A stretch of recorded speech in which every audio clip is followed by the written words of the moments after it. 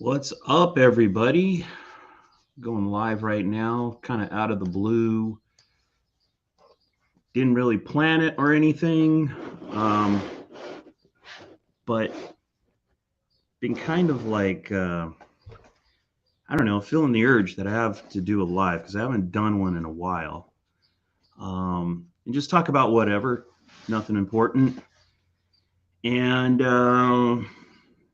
so I guess to start it off, here's something I've been playing with T-shirts, right? And I'm no expert in this field, so you got to kind of bear with me. What's up, Joe? If I've been putting a link in my videos, you could go to, and I have like this, like a Shopify store, so you can buy T-shirts if you want. Dude Mopar, what's up, man? Um, and I uploaded like the graphics. I thought everything was cool. I ended up getting one of my shirts. You can't really, it's kind of far away, but if you could see, the front kind of came out a little bit grainy. So kind of bummed with that. I did re-upload everything. It looks better. So I got to buy my own shirts and see how they come out when I get them. So I'm not encouraging anybody to buy a shirt right now. I know at least one person did. And I want to say you're going to have one of the rarest shirts because so far there's only 4 in existence with this kind of graininess on the front. So you got yourself like a Hemi car, it's that rare. So hey, and if you're dissatisfied with the shirt, let me know. I'll try to make it right. Um, try to get you a better one or whatever. But anyway, what to talk about? So I figured I would go through some of my uh, comments in some of the videos. So of the most recent videos, one of the most popular ones has been the thermostat housing. So let me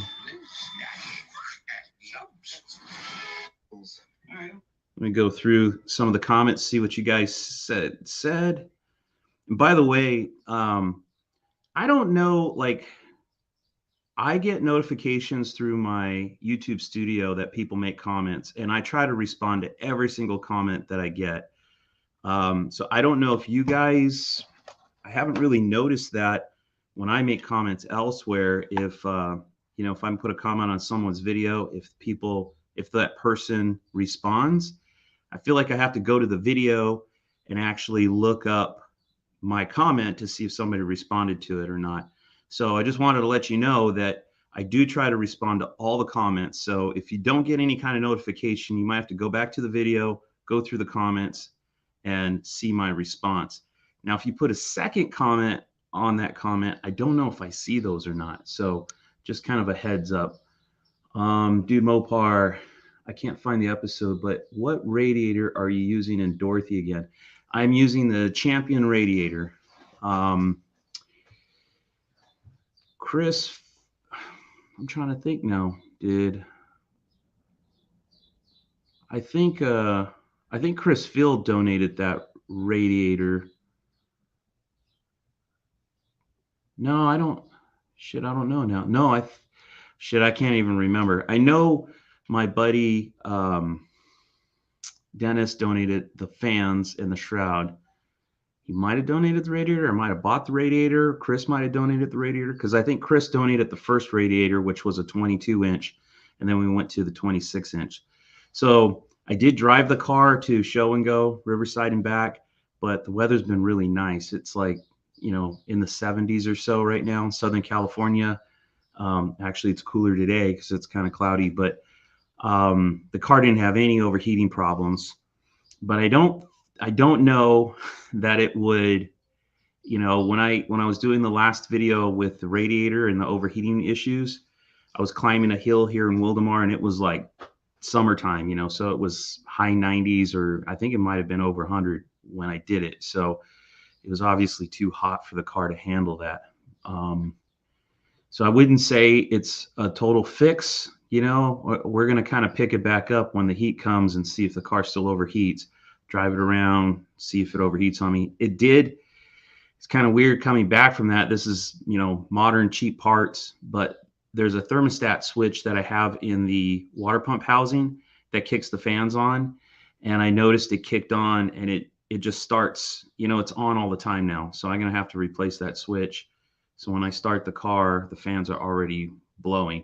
It wasn't like that going to the show, but it's been like that since I've gotten back. I've noticed the fans are on instantly.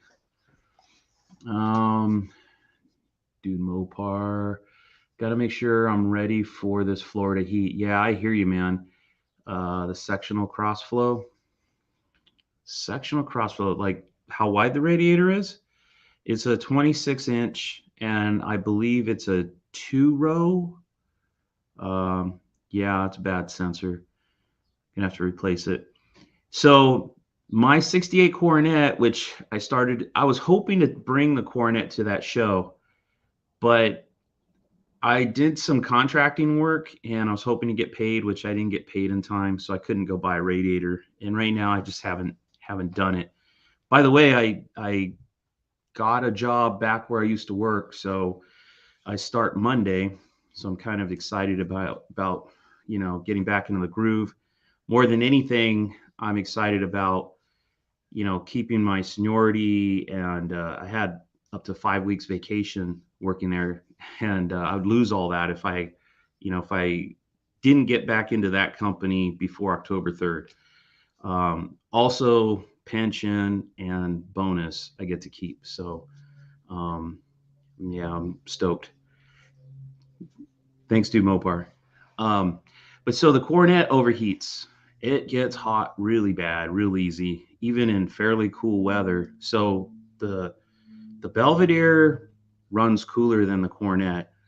The Coronet's got a stock radiator in it. I've tried so many things on that car. I've tried an electric fan. It just seems to drain the battery, but I think it was a crappy fan. It didn't pull enough air. I've tried multiple water pumps, like high volume, all that kind of stuff. That didn't fix it. I've tried different shrouds. Right now, there's an aluminum shroud on it, and I believe, a 7-blade fan on there. And I can't remember if it's direct fan or if I have a clutch on it. I think it's direct, but I could be wrong. So I'm going to be doing summertime. Well, I don't know. I don't know when, but I am going to be working on that car to try to get it to where I can drive it and keep it running cool. So there's going to be a lot of, I think, discovery and failures during all of that, because it's been kind of an ongoing long battle trying to get that car to run cooler. Dude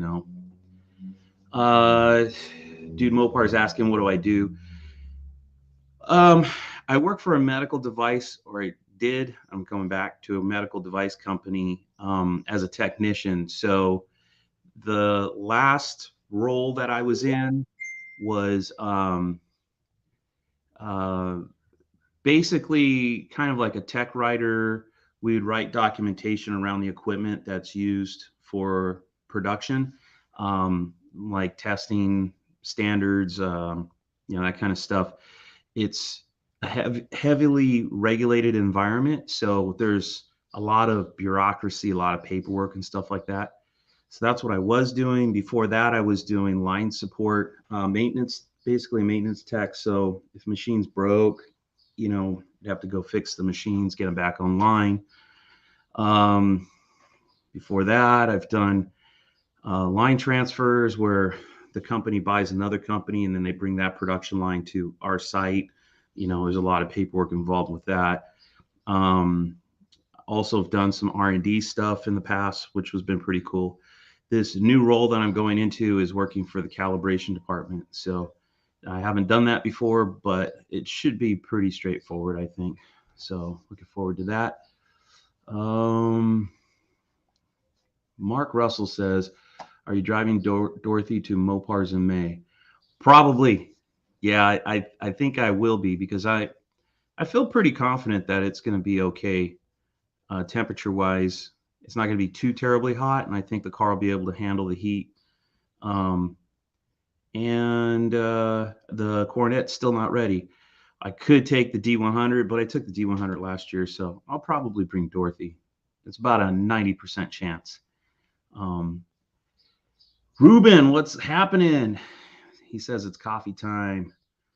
Dude, Mopar, very cool. I refurbish construction classroom portables, self-employed. Nice, dude. Dude, it's definitely, for a month I did this contracting stuff, which is kind of like being self-employed, and it's way different. I like it, but there's definitely, it feels weird. It's like uh I don't know. It's almost like you've broken out of prison, you know, and you're like free and you're like, I don't know what to do. This feels so weird. Um, but it's pretty nice, like being able to just, you go and you do a job and then it's like, okay, I'm done. I'm going home now. It's not like I got to be here for 8 hours. It's kind of a trip, but um, this whole experience of getting laid off has been an interesting one. Um, Definitely a big shift in perspective, and I tell you, I got kind of blindsided by it, so I wasn't really prepared very well. And you know, you talk a lot of smack in your head. Like I always thought, like, yeah, if shit happened here, I'd just go get another job. I know I can make more money and be happier, blah blah blah. And then, like being in the situation I'm in, it was like, oh wait a minute, to jump back into the role that I've been doing. Most of this industry is in San Diego or Orange County, so it would add about 3 to 4 hours of commuting to my day, which I don't want to do, man. That the reality, or really like facing that, it's like I don't want to get up in the morning, be on the road, go to work, come home, be on the road, and then get home and go to bed. Like I don't want that cycle. I want to have some time for myself. So it's kind of it's different. So I need to, while I'm working and have the security of a job, I need to start, like, I don't know, looking into, you know, having some sort of income outside of where I work, you know what I mean? And maybe doing stuff on my own. So anyway, yeah, dude, that is cool. Very cool. High Plains Drifter, what's up, dude? Dude, Mopar, once you get used to it, yeah, I can imagine, dude. I mean, I've definitely gotten used to not having to go to work every day. And fortunately, I still have a severance check coming in, so my normal check's coming in. And now it almost feels like going back. I'm like, wait a minute, I got to go back to work and get the same check I'm getting now. It's just something seems wrong about that. But it is going to run out, so I can't do that forever.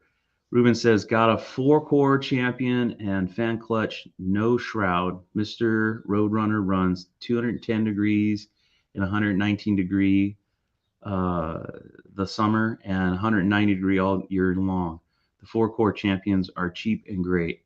All right, well, that's good to know, Ruben. Man, I didn't even know they made a 4-core. Are the cores like normal length? Because I know like the 2-core, maybe that's a 3-core. I don't know. I got to look at Dorothy again. I know I've bought a Be Cool before. I had in my Roadrunner, and it was a 2-row, 1-inch rows. But those 1-inch, those cores were way longer than a stock core. So like, I think the 2 rows were the equivalent of a 4-row in a stock radiator. So yeah, I don't know. All right. Anybody got any pressing questions they want to ask? Feel free to do so. Otherwise, I'm going to go to the comments here for the thermostat housing video, just for the heck of it. And again, if you put comments in any of these videos, I try to respond to all of them. So I don't know if you get notifications, but definitely go back periodically. I don't always put comments right after I put the video out. It might be a few days. So, but just be sure you follow up that way. Okay, so Jibo Baluba says, I hate all the cheap ass Chinese shit and refuse to buy any of that junk for my car and my K5 Blazer. Yeah, I don't blame you. That's the thing, man. I have it right here.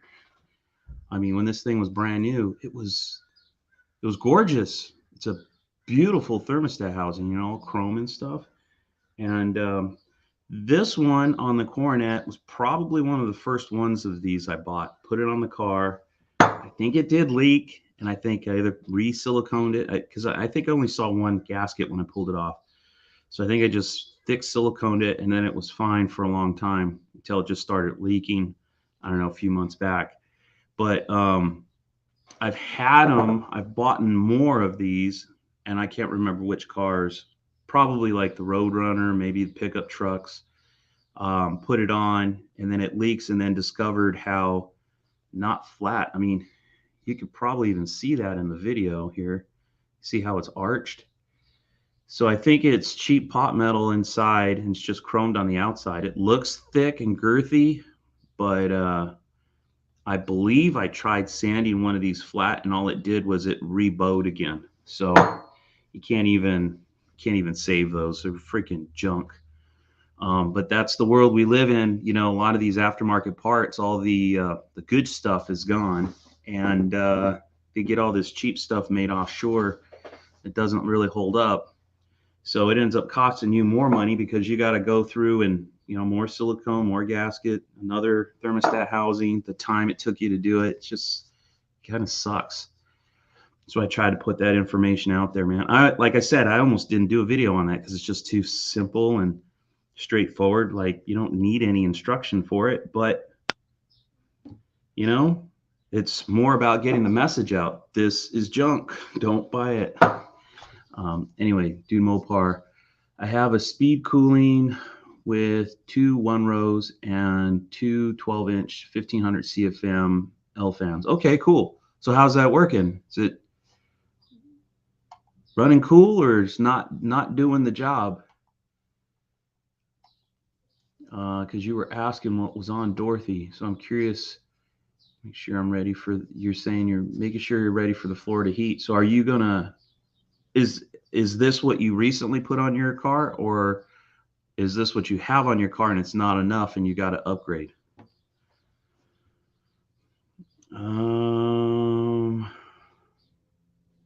55 gasser asked, are you running a transcooler through the radiator? I am on the Coronet. One guy was asking about the songs being played. This is one of those serendipity moments. The music on that video, it's kind of funny. We'll talk about it.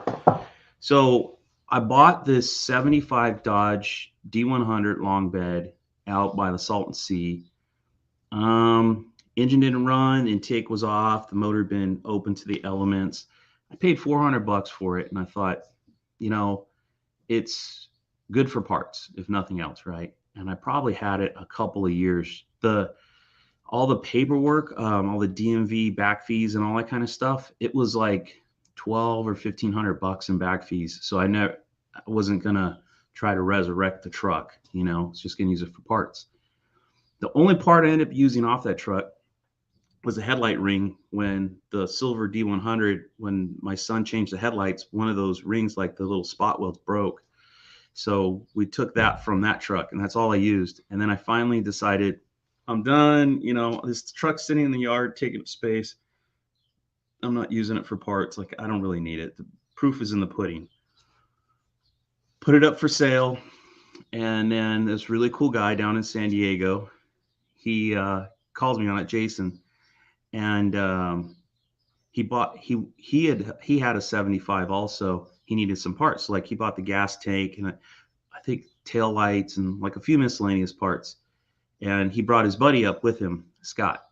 And Scott is into music. So Scott's a cool dude too. Anyway, he was like, hey, I've got some music clips. If you want to put them in your videos, I'll send them to you. And I'm like, yeah, okay. Didn't think anything of it. And this is sort of two stories in one. So on the truck front, I sold a bunch of parts off the truck, right? And then I was like down to the frame in the cab, which it had a really good cab, except the floor Somebody cut the floor. This thing was a 3 on the tree. Somebody cut the floor to put a floor shift in it. And but other than that, rust free, windshield back glass was good, solid. And put that up for sale. And then Jason ended up coming up and getting that. He bought another D1 or another Dodge truck. I don't remember which size, but he bought the rest of it. And then a week later, my buddy calls me with the Pro Street truck, the 73, the orange one, if you saw pictures of that. And he's like, hey, you still interested in this truck? And I said, yeah, of course. So I bought it for a really good price. And of course, it's just the truck. It has a shortened rear end. It's tubbed, but it needs tons of parts. That parts truck I sold would have been perfect for this. It's like, it's happened to me so many times. Hey, later, Ruben. We'll catch you later, man. So anyway, there's that. His buddy Scott, Jason's buddy Scott sent me those clips and stuff. And yeah, it's pretty cool music. I like it, dig it. It's kind of, I call it like spiritual in nature, So, dude, Mopar, lunch be over. Gotta go to work. Have an awesome day all. Okay, dude, we'll catch you later. Take care, man. Eric, what's happening? Eric says, what's up? All right. Best car. Oh, Crash Road Runner Garage says, nice car, but why aren't you running vacuum advance? No reason. Just didn't have it hooked up. Captain Do says, 68 Dodge Coronet, the kind of car Boom Hauler drives on the TV show King of the Hills. That is called 68 Dodge, behind mango, orange, sometimes red, with white RT bumble stripe tail stripes, and a set of tube headers on the side pipe exhaust. On some episode of the cartoon, his gear shifter went from console auto, then went to floor manual. And that's cartoons for you, right? There are 3 types of thermostats: 160, 180, 195. At 195 on his Dakota, drove it 200 miles, then it blew bypass hose, drained all the coolant and water for 20 miles until I made it home, and then installed the 160. And I went thousands of miles up to 25,000 and did not damage it, and temp gauge stayed below half mark line. Yeah, I actually don't have a thermostat in the Coronet right now. That was one of the things I was trying to get the car to run cooler. I've ran it with a thermostat, and I think I've tried the 185, and then I think I ran a 160 or 165, and then I took one where I broke the center out, so it has the smaller orifice. So you hear a lot of people making the argument that you've got to have some restriction of flow. So if you take the thermostat out, the coolant's running through the radiator too fast, and so it can't cool it. So then it'll overheat. So I tried, keeping the orifice small but breaking the center out, so I knew it was open. That didn't cool it. And then I tried taking it out completely, and that didn't cool it. So it's I really think its problem is it's just not drawing enough air. And I think the shroud I have on it right now is too big for the size of the fan. Like, there's too much space between the fan blades and the edge of the shroud. So like I said, I got to play with all that stuff. But I think Dorothy's got a 165 in it. So, and I prefer getting that thing open, as soon as possible. I don't like, if I had my way, if I could choose the temperature, I would say I feel comfortable and most relaxed when the car is about 180 degrees. Dorothy usually comes up to about 190 or so, 185, 190, and pretty much kind of stays there. And I'm okay with that too. But that's what I would shoot for. Carl's Racing said, I tried one of those thermostat housings 7 years ago, threw it away. You did the right thing. 440 Nikki says she sounds healthy as hell. Beautiful Charger. It's actually a Coronet, but yeah, she is a pretty car. eBay used much cheaper for fan than Mancini new, if they even have any. 7 blade is key. That's 55 gasser. Yeah, I think the 7 blade is definitely the way to go. Um, yeah, and that's another thing. The old original thermostat housings are cast iron. Even if I mean, you could put those on a belt sander, get them nice and flat, and it would be better than the cheap Chinese crap, and cheaper than the aluminum Mancini one. Carl's Racing says I use Permatech gasket sealer. Hard to get of, but won't leak. Hmm. I don't. I don't know what the brand is. I use the black sealer. I usually just coat both sides of the gasket, and it usually does a pretty good job sealing it up. Fixed fans and the flex fans never seem sufficient. I wonder about that. I would think the fixed fan would be. I assume when you say fixed fan, like no clutch. Definitely flex fans. I have not had luck with, and they're kind of dangerous. So those blades, they're either, I've seen them fiberglass and I've seen them like thin metal, and they're curved, so when you're at low RPM it's pulling air through the radiator, and then as you go to high RPM they flatten out so they don't drop horsepower. But I've heard of some bad stories, and if you have one of those fans, don't ever stand next to the car, in line with the fan blade, because I've heard of stories of those things breaking off and flying up and hitting people, and I've even heard of people getting killed. But I prefer not to use those. Um, James Stabber, dude, your car's a beast. Thank you. And then PGB. I remember years ago, my dad had a 73 Plymouth Fury 3 with 440. It ran hot. His mechanic took the thermostat out and cut the sensor out and left the washer ring, put it back in, never ran hot again. I have a small journal 327, about 30 over. It ran hot, and I did the same thing with the thermostat with electric fan. Don't run hot anymore. Something about coolant restriction that made it run hot. My theory. Okay, so if I understand him right, he took the thermostat out so he had greater flow.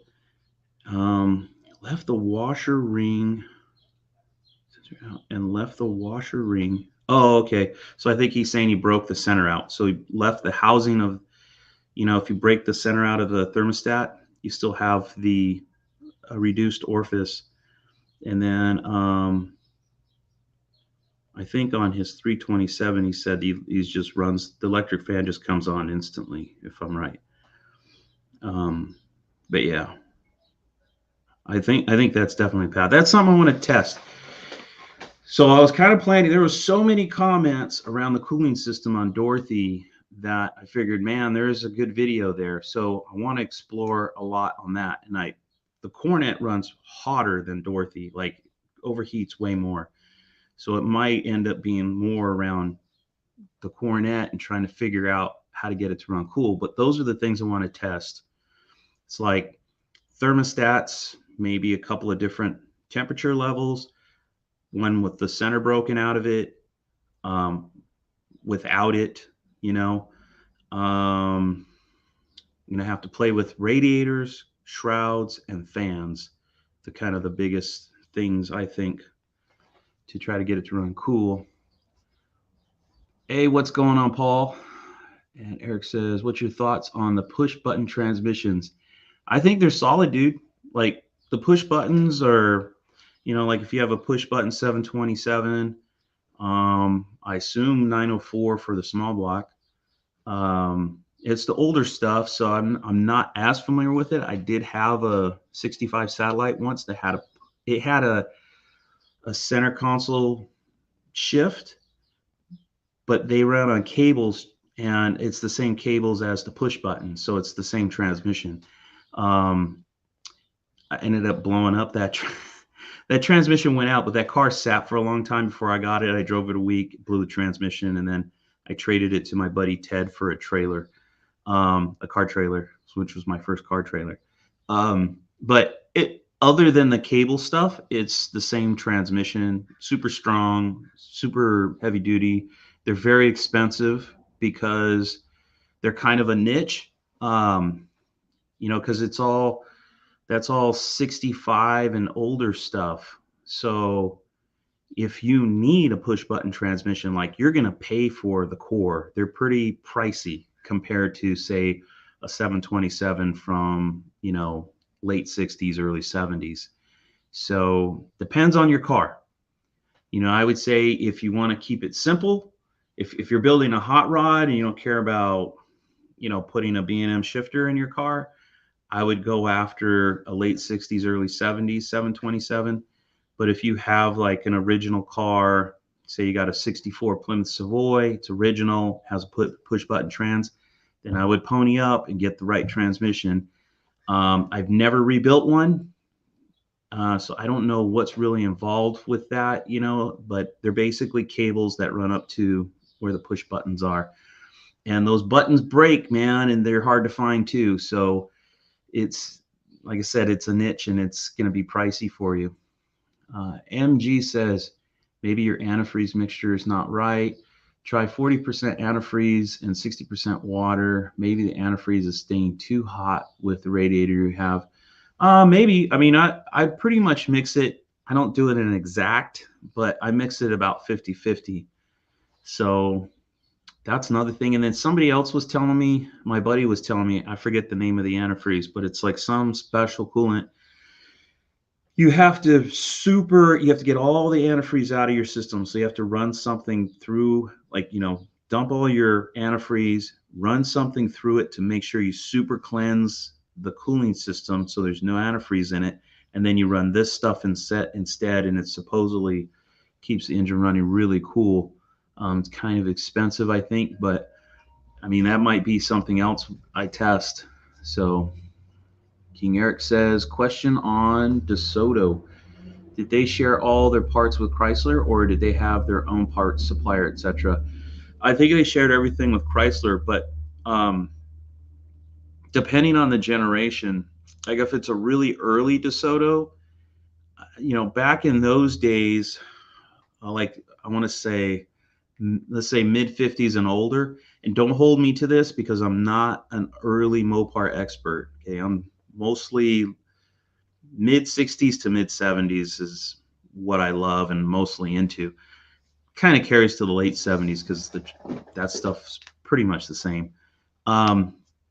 So the mid 50s and older Mopars, it was like everybody had their own engine. So like the Plymouth had its own engine, the Dodge had its own engine, Chrysler had its own engine, and DeSoto had its own engine. So, if you think about the 392 Hemi, the 392 Hemi was a Chrysler engine. And so like the Dodges, Plymouths, and DeSotos didn't come with that engine unless it was like a hot rod deal. Hey, what's up, Ryan? Dust Devil Garage in the house.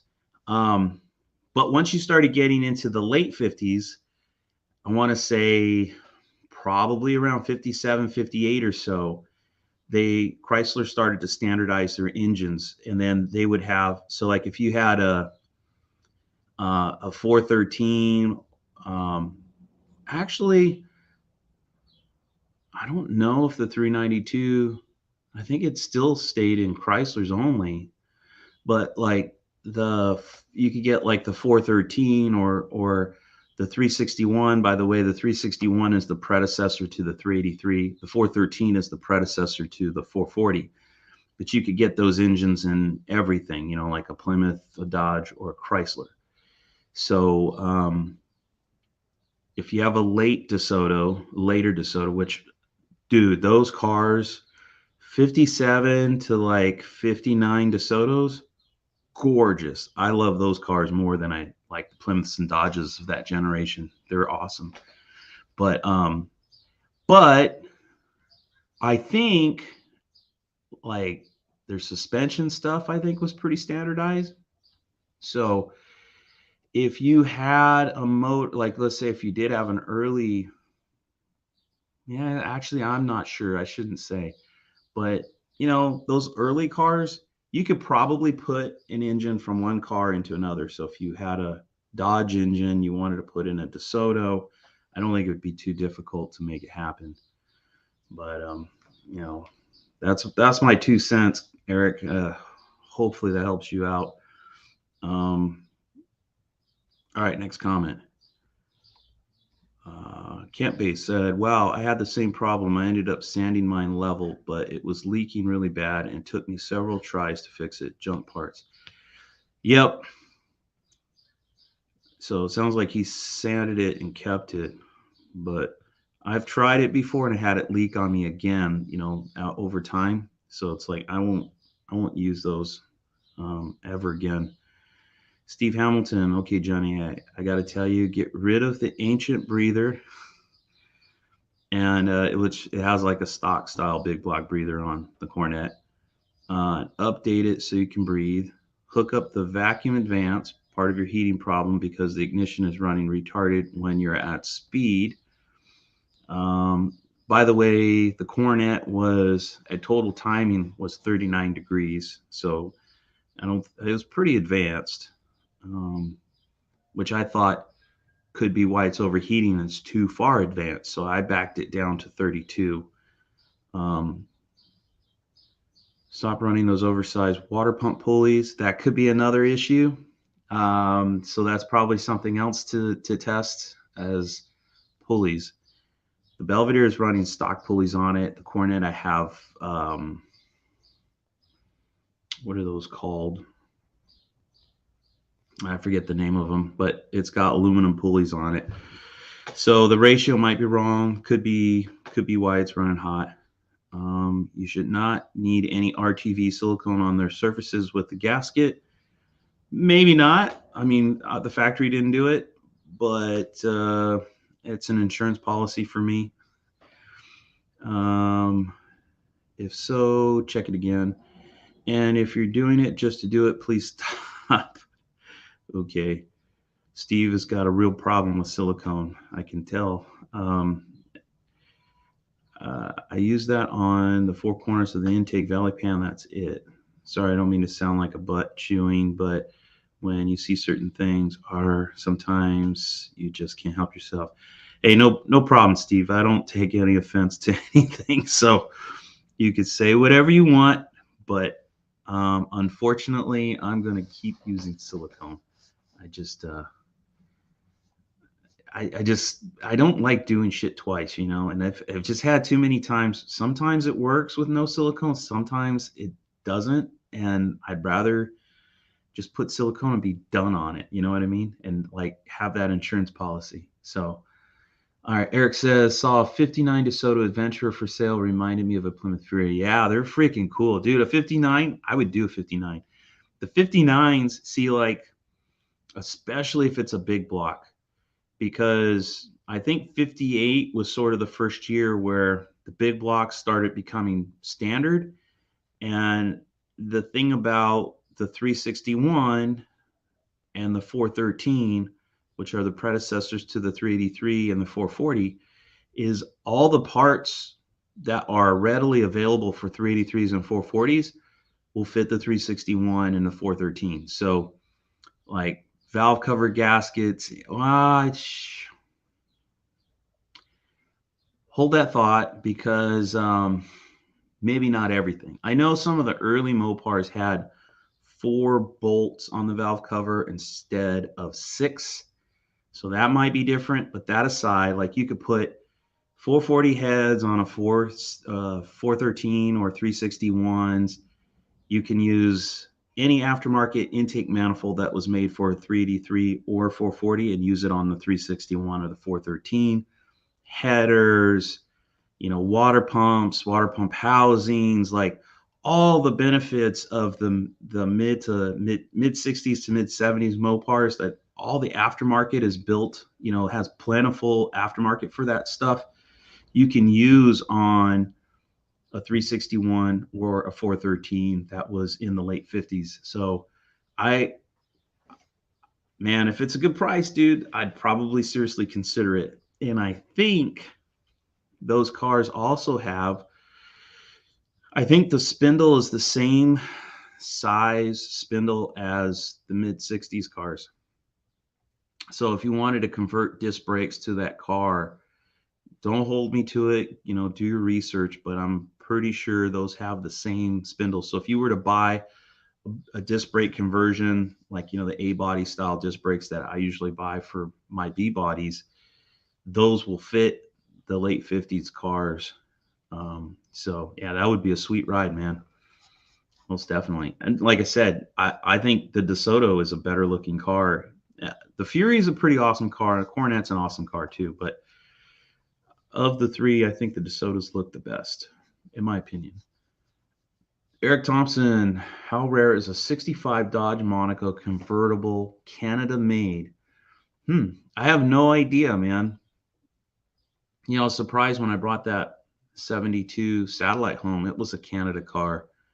Um, and it was like just weird. It didn't fit into the normal, you know, it seems like most American cars are very, um, usually, I don't know, usually 318s. And I don't know, they have like a feel or look. This car just seemed like a really odd duck to me.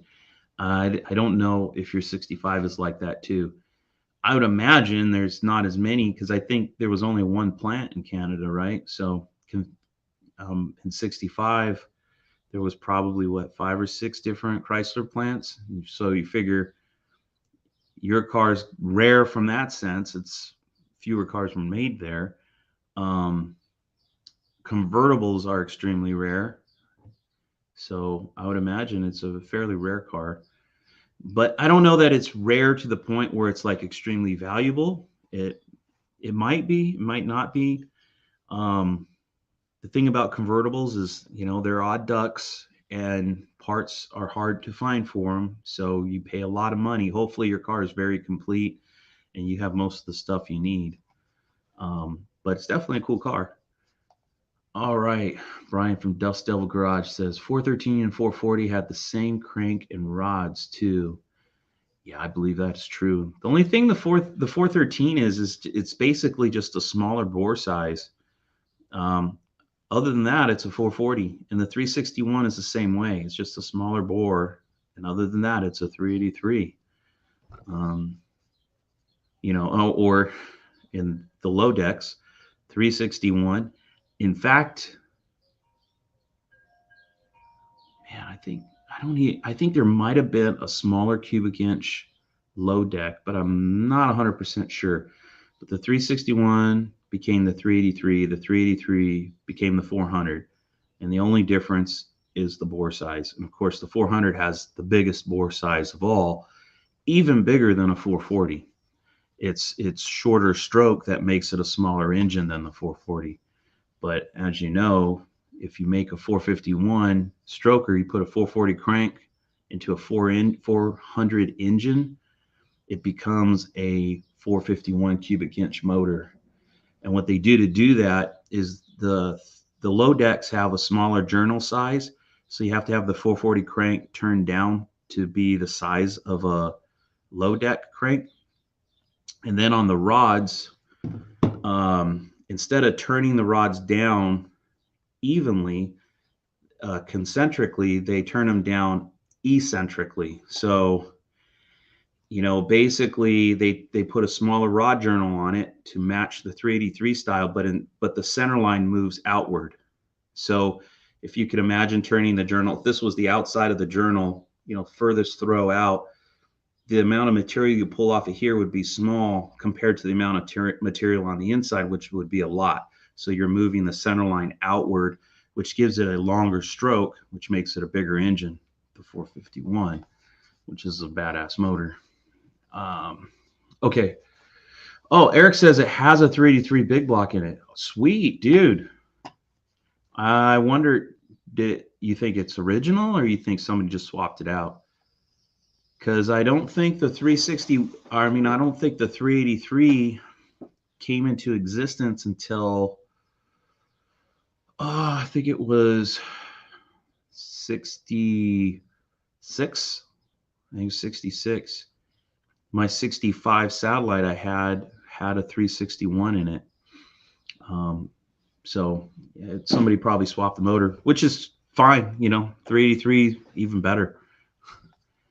Okay, let me back up. Eric says I had a 74 Valiant made in Canada. Oh wow. Okay, cool. Awesome, man. Yeah, I'm kind of curious. Like, I'm curious what the migration of the Canada cars were. Like, you would think Canada cars were made in Canada, so they probably got dispersed mostly in Canada. But obviously, you know, Eric's Valiant and my Satellite and Eric Thompson's Monaco made their way into the U.S. And I wonder if they came here right when they were built, which is very, highly probable, or or if somebody from Canada bought it up there and then migrated it down. Kind of interesting. Uh, okay. King Eric says, I think the plant was Windsor, Ontario. Yeah, right across from Detroit. Okay, probably pretty close to each other. Jerry Pooh says, or Pug, would love to see a story on your friend's 68 GTX. GTX. Which one are you talking about? I'm trying to think. I think Warren is the only one that I know of that has a 68 GTX. If you're talking about my friend Eric, he's got 69s. He's got a 69 GTX and he's got 69 Roadrunners. I don't know. Give me another clue, Jerry. Jerry? Is it Jerry or Jerry? Eric says, how many Shelby Mopars were there in the 80s? I've heard the Omni and the Charger. Well, there was the Dakota also. They made a Dakota Shelby truck. It had a 360 in it. That would have been in the 80s also. Heavily choked down, smogged vehicle, but for the time, they're cool trucks. As far as I know, it's just those three. I don't know how many, but I can tell you in the 90s, when I was probably more, well, even the 80s, I'd say late 80s, while I was still in high school, there was plenty of them. Like, I've seen them, you know what I mean? It's, I was born in 72, so it's not like, I remember seeing Hemi cars driving around when I was a kid. Maybe there was, but in the 80s and the 90s, I can tell you I've seen plenty of mostly Shelby Chargers, but I've seen Shelby Dakotas. I can't say I've seen a Shelby Omni. They were probably there. Maybe just didn't notice them or pay attention to them, but there was quite a few. It's kind of weird, I don't know how old you are, but when you're older, it gives you perspective. Because when I was a kid or when I was younger, you take for granted everything around you. You know what I mean? It's like Shelby Chargers and Dakotas, let's say. They were plentiful. They're all over the place. Nothing rare about them. And in terms like if you really wanted one, you can find one and buy it. And here we are, fast forward to the 2020s, and you don't see any of those things at all. They're all gone. Daytonas. Wow, didn't they make a Shelby Daytona? Maybe that's another one. Those cars were everywhere. They built millions of them, and all gone, completely gone. Kind of, I don't want to knock anybody that's into the little cars, the front wheel drives, but they're kind of like throwaway cars. At least I always thought of them as such, but it's because they were plentiful. You didn't really think of them as being classic, although I thought they were cool. But I always wanted one that was like Daryl Alderman's. I wanted rear wheel drive, I wanted a big block in it, big fat tires in the back, and cookie cutters up front. All right, let's go back. King Eric says my 69 Newport had a 383. Sweet. Dude, 383 is great engine, man. It doesn't have the oomph the 440 does because of the torque, but great engine. run forever, you know, if you take care of them. Um, Eric Thompson says, it's an all original car to my knowledge, but my research, you could order how you wanted special order car at dealership in America. On that was the paint it was made at. Yeah, I think back in those days, I've heard tons of stories like that where you could just basically go walk into a dealership and check all the boxes you want and order exactly what you want. And I'll tell you a little. Hey, what's up, Jason? I'll tell you a quick story I've seen in Mopar Collector's Guide long time ago. A guy said he actually worked at Chrysler. I don't remember which plant, but when people would walk in and order everything they wanted, then they would. I don't know what that machine is called. It's kind of like sending a fax, but I think it was like they would send it and it would kind of almost like a telegraph, but it would print up a page wherever it was being received, like the order sheet. But this guy was saying that they had a special section at the factory. So what happened? This person ordered a 71 GTX that was green interior, green exterior, like all the bells and whistles. And at the factory, there was a satellite, I think a sports satellite. It was close to the end of the assembly line or at the end of the assembly line. And rather than build the GTX from scratch, they took the satellite, moved it to the special section where they would, do special things to the car. Like, so in this case, they moved the satellite in there and they put all the GTX stuff on it. So stripes, maybe going, I don't know. I assume it already had a 383 big block, so I'd assume they put a 4 barrel, or maybe it already got a 4 barrel, with like air conditioning or something.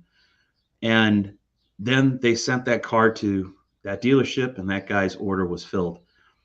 But they didn't change the VIN. So I've always thought, man, wouldn't it be cool if that car surfaced someday? So basically, there's a GTX out there floating around that's VINed as a satellite, and the day it was born, it was converted into a satellite. Well, I mean into a GTX. Maybe I guess they would have had to pull the motor, right? Because GTXs would have been 440s or Hemis, and satellites, the most it would have got was a 383 4 barrel. So I guess they pulled the motor drivetrain out too. But anyway, crazy stuff, right? Pretty cool. Eric Thompson, I got that one already. Dust Devil, Brian says, I think the satellites were only made in St. Louis or Canada, at least in 71 or 72. Oh, I don't know that kind of stuff, but that's kind of interesting. I know like Chargers came out of Hamdrak, right? But they didn't build them anywhere else. It's kind of weird. Have you ever owned a Warlock or a Little Red Express? I have not, but my buddy Tall John at Tall John's Funhouse has one. I'm probably not supposed to be saying this, guys, because I think it's top secret. But I'll tell you guys anyway, because we're friends, right? So don't tell anybody. But Tall John's got a Little Red Express.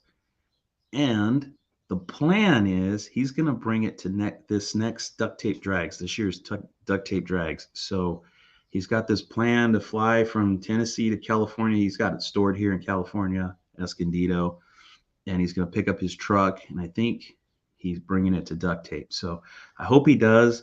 I hope everything is cool with the truck. And so look forward, the guys to watch to see all that stuff at Duct Tape. But man, that'd be cool. There's cool trucks. I like the Warlock a little better, being all blacked out and stuff. I always wanted one, but I'm also not a fan of step sides or utility beds, right? I think the Dodge guys get upset when you call them a step side, but I prefer the fleet side on it. I always kind of wanted to do one. Like it would be cool to do my 76 as a Warlock, but leave the fleet sides on it and just do all like the blackout with the gold trim on it. It'd be pretty badass. One of none, right? Jason, what's up, Jason? Guys, what is a good? This is Jason's the guy that bought my parts truck, by the way. What is a good classic insurance company to insure an old truck? I have Haggerty Classic policy now with 2 cars, and it was only going to be $10 to add it, but they want it garaged in California. Yeah, I think, well, I use AAA. I know Haggerty's one.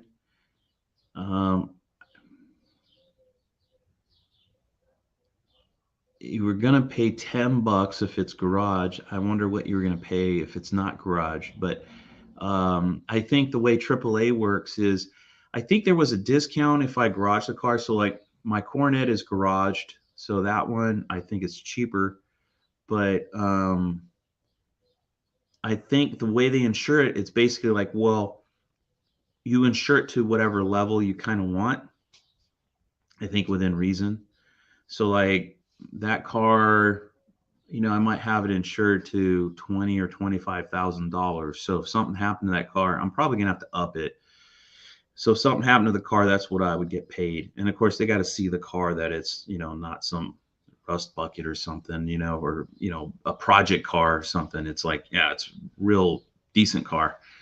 It's really worth that much. And then it's based on the price. But I could also insure it just to 10 grand if I wanted to. I'd pay a lot less money, but of course, if anything happened to the car, they'd only pay me 10 grand for it. And I doubt that would fix or replace the car these days, Dutch Guy's Garage, afternoon, fellas. What's going on, dude? King Eric says, I saw an 80s Charger Mitsubishi a few months ago. Yeah, I thought they were kind of cool. I kind of like those. I like the Daytona better myself. Once the Daytonas came out, the Chrysler Conquest, you guys remember those? I always thought that was the best little car of all of them. That was also a Mitsubishi, turbocharged. But when I think the first year was kind of ugly, the second year they put the little wheel like bulges. You probably call that a wide body today. But they were rear wheel drive. So the engine was, straightforward, not transaxle. Bitchin' little cars. They were like the most stolen car ever, I think. Evans Mopars, what's going on, dude? How are you? Man, I see your posts. See that CUDA you have. I'm wondering if you got a lot of hate on the. He got a Challenger as a donor car to save the CUDA. It's like, you got to kill the car to save a car, but that's how it is, man. But that CUDA looks cool. I like it. Of course, I think most of the guys would say, or a lot of the purest trolls would say, you have to save both of them. It's not always practical. Not everybody can afford to buy all AMD stuff. Sometimes it's cheaper just to buy a donor car. And that was kind of normal back in the 80s. You didn't have parts, so you had to buy a donor car, like say a slant 6 or 318 car, to cut the panels you needed to save your RT or your CUDA or your GTX or whatever. King Eric says, were there any regional Mopars like the California, Colorado Special Mustangs?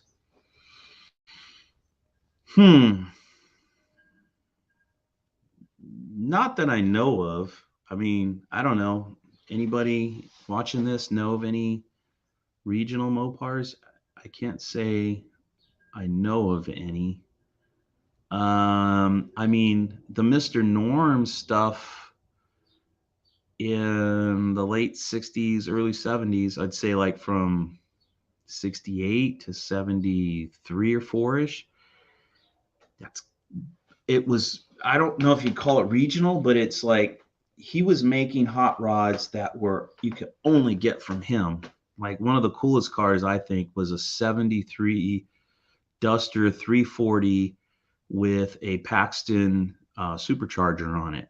and it was like a centrifugal, kind of like a centrifugal, but it was like a belt driven supercharger, and it had a hat that went around the carburetor. Um, didn't come from Chrysler that way. Also, if you know the story, I think if this was 68, um, basically, because he was selling a lot of performance cars and he was asking Chrysler for a 440 in the Dart. And they said it can't be done because it won't fit. And so he made on his own, he had his mechanics basically go take a 440 and stuff it in that Dart. And so he made the GSS.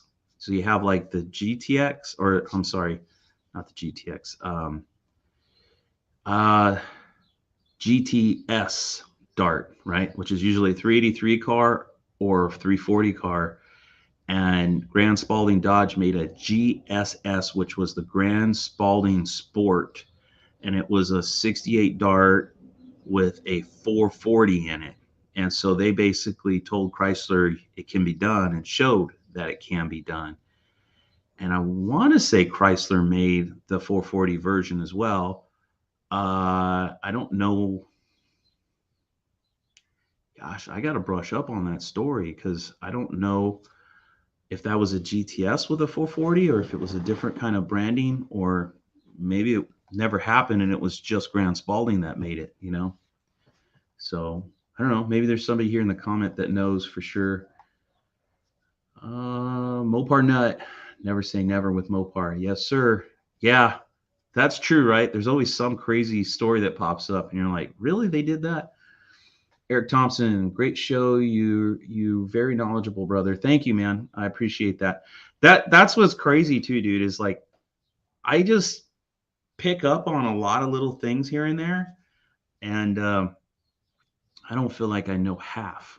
Like I know a lot, but I don't think I even know half of all the stuff that's out there. It's crazy because I'm not one of those guys that obsesses on a lot of that stuff.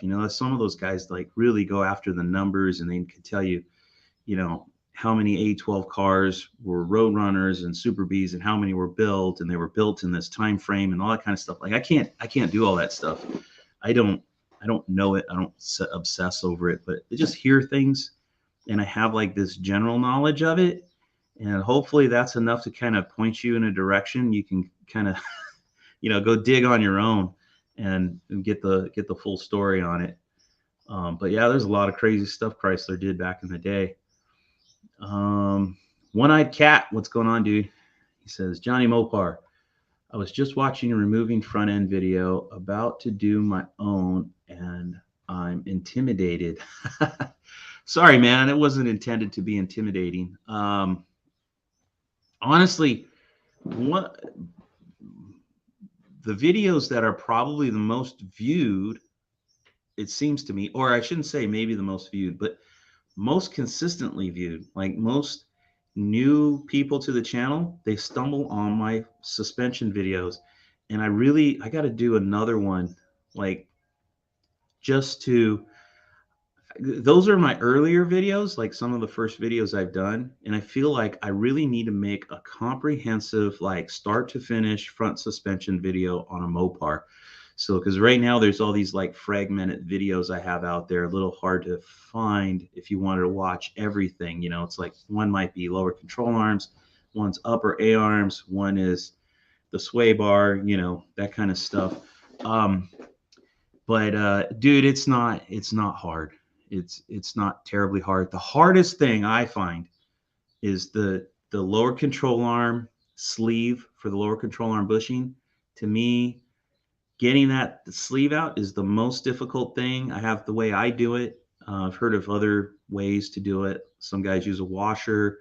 Dulcich uses the spring return, on an engine, your valve spring retainer. Not the little clips, but the big washer-like thing on top of the spring.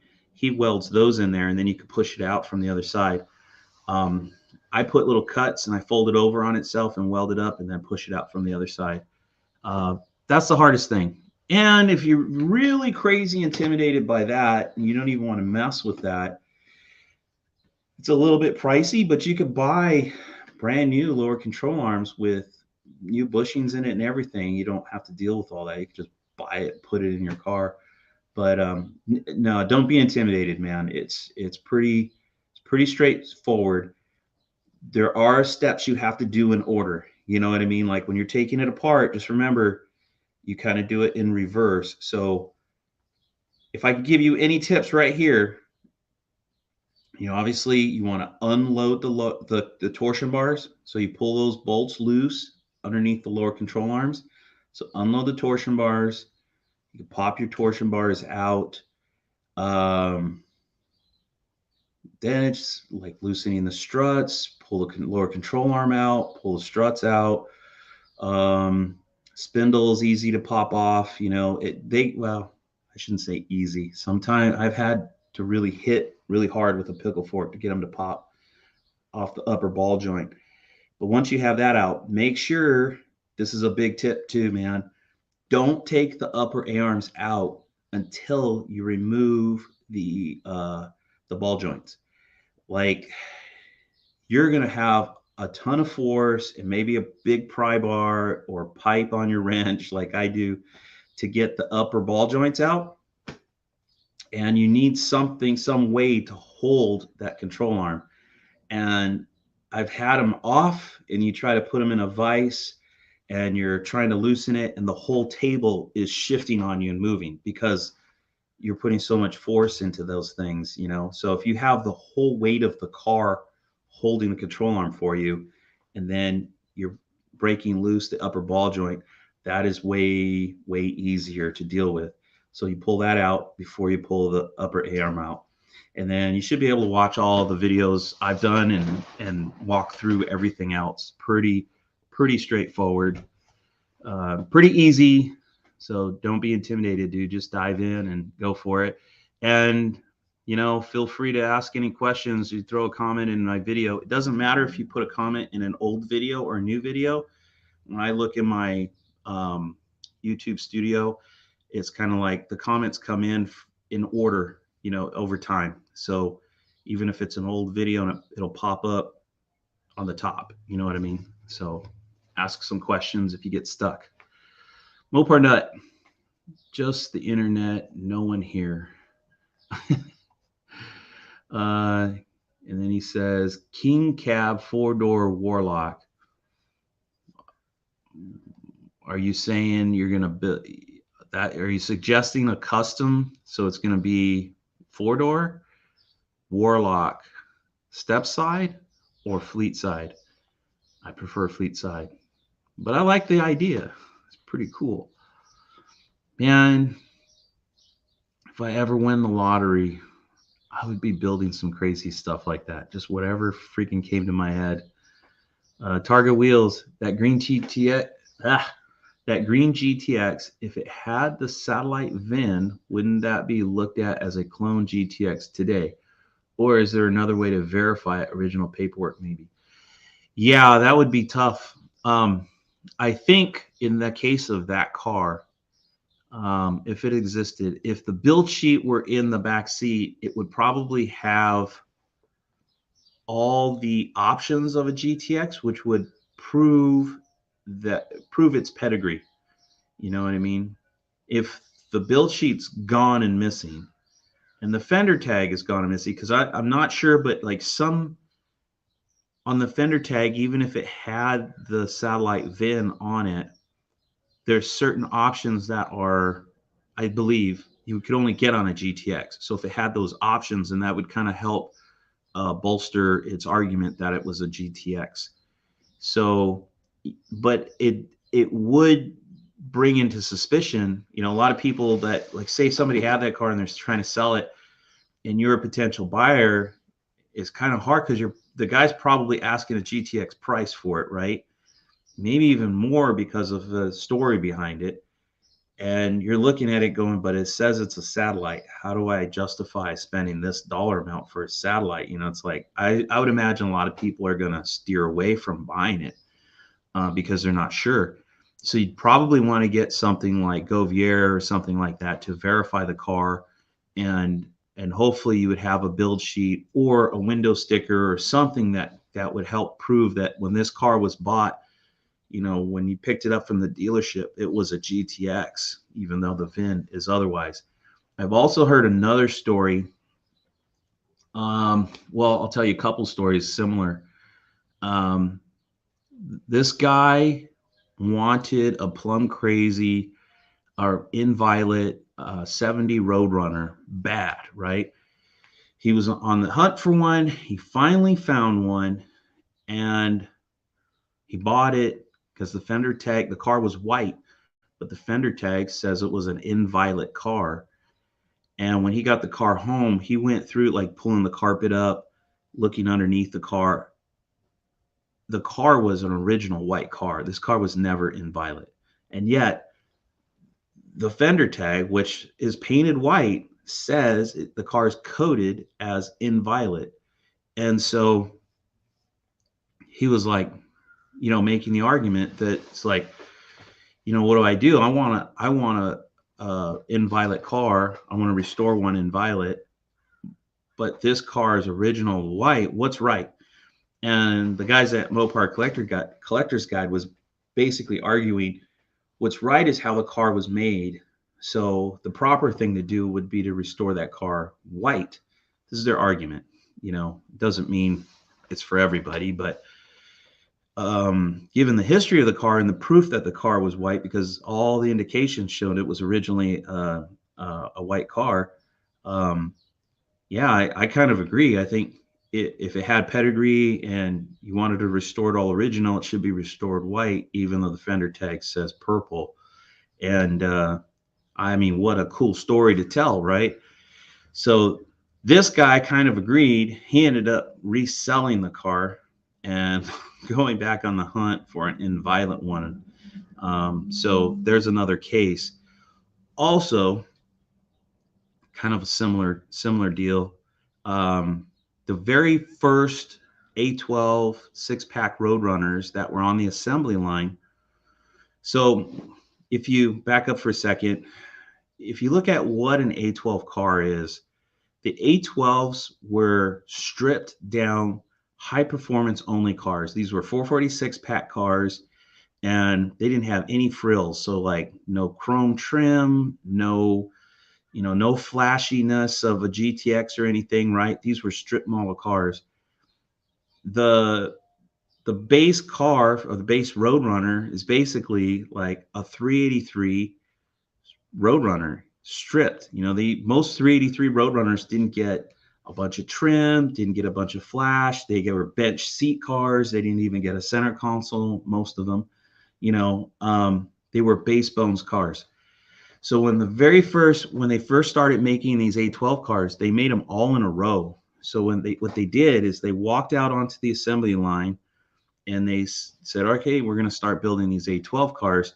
There was already cars on the assembly lines that were slated to be 383 Roadrunners, and they were diverted to go, to the special area that made them A12 cars. So I think the rumor is, and this is off my memory from a long time ago in a Mopar Collector's Guide article, I think the first three A12 Roadrunners were actually VINed as 383 cars. So, and supposedly one of these had surfaced, but it's got an H code instead of an M code for the engine. But the fender tag has the A12 code, making it a 446 pack car. So it's like, rare of the rare, right? But then you go to a car show, most people are going to argue that's just a clone. That's a 383. So, I'd roll it though. I'd have no problem. It'd be freaking cool. All right. Jason says, okay, no, it was just that cheap. Any Haggerty policy in California has to have a picture of the car in a garage and for you to sign a waiver that you will garage it. Oh, it's interesting. Yeah, I don't think I went through that much trouble at AAA. I'm not even sure. So when I had my nice 69 Roadrunner, I had the car there and they came out and looked at it, maybe even took pictures, but I don't think they took pictures of the Coronet. So I don't know if there's a price threshold.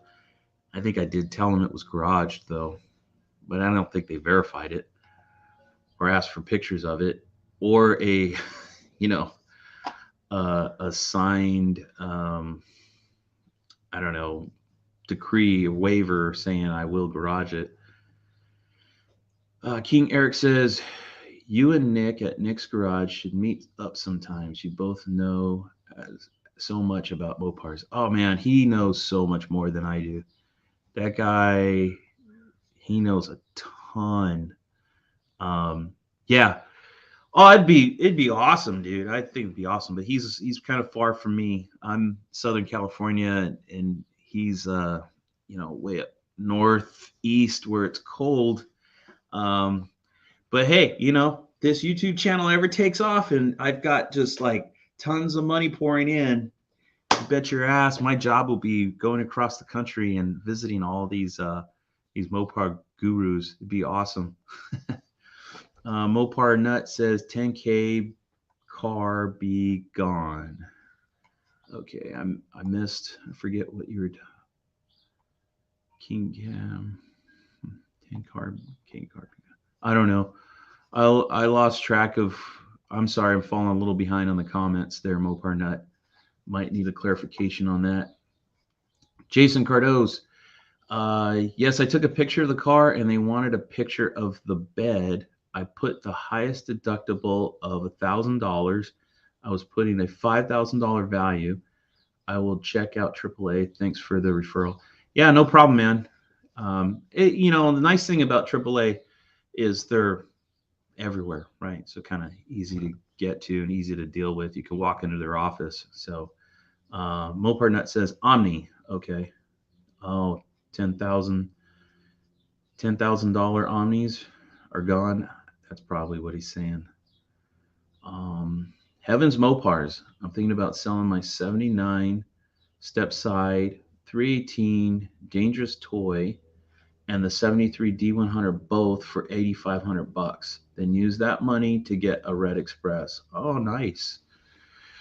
Oh, so Scott is Heavens Mopars. By the way, check out Heavens Mopars on YouTube. That's Scott. He is up in Washington near Chris Albrecht. Well, I don't know how near that, within a few hundred miles, I would say. If anybody's looking for a 79 step side or a 73 D100, he's selling both for 8,500 if anybody's interested. I assume you've got videos of that, right, Scott? So you guys might want to go check that out. Dutch Guy's Garage. Tin Grill trucks have regional packages. Oh, interesting. Okay. Well, there's your answer. I think that was Eric that asked that. I know there was, remember the swept lines? There was a truck called the Dude Truck or something like that. I don't know if that was regional or not, but I always thought that was kind of a cool deal. If it is regional, let me know. I'm kind of curious. Heavens Mopars. But what people don't know about the Challenger is that after I take the frame rails, etc., off it, I'll use the shell on a tube frame chassis that was made for a Challenger. Videos to come. Sweet. All right, cool. See, there you go, guys. Nobody get their panties in a knot. Right? He's not going to scrap out the Challenger to save the CUDA. He's going to take the good underside of the Challenger to save the CUDA, and then he's going to build a tube chassis car. So it's not a bad deal. I always thought,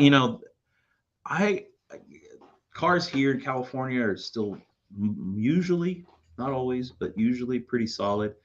And I don't think I would I would love to have a tube chassis car someday, but I wouldn't want to cut up a car with good floors and stuff. I'd want to cut one up that was already rusted out because you're just throwing that stuff away anyway, So I always think like rusty cars would make great race cars. It kind of depends how bad the rust is, right? And how bad it comes up into the rest of the body. Mopar Nut. The used A C body oil pan and an A body. I think he's talking about the GSS, the 440 and the 68 Dart.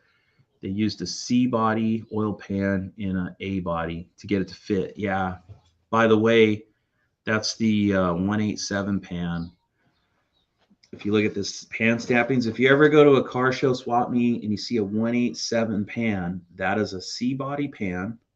I think there's another one out there too, another C body pan. I don't know the numbers on it, but the dump or the sump area of the pan that hangs behind the K member and in front of the steering link, um, the front part of it, instead of being kind of, they're pretty much all kind of like squarish on the driver's side, and then they have a curve on the passenger side because the drivetrains on Mopars are about an inch and a half over from center to make room for the steering box and stuff.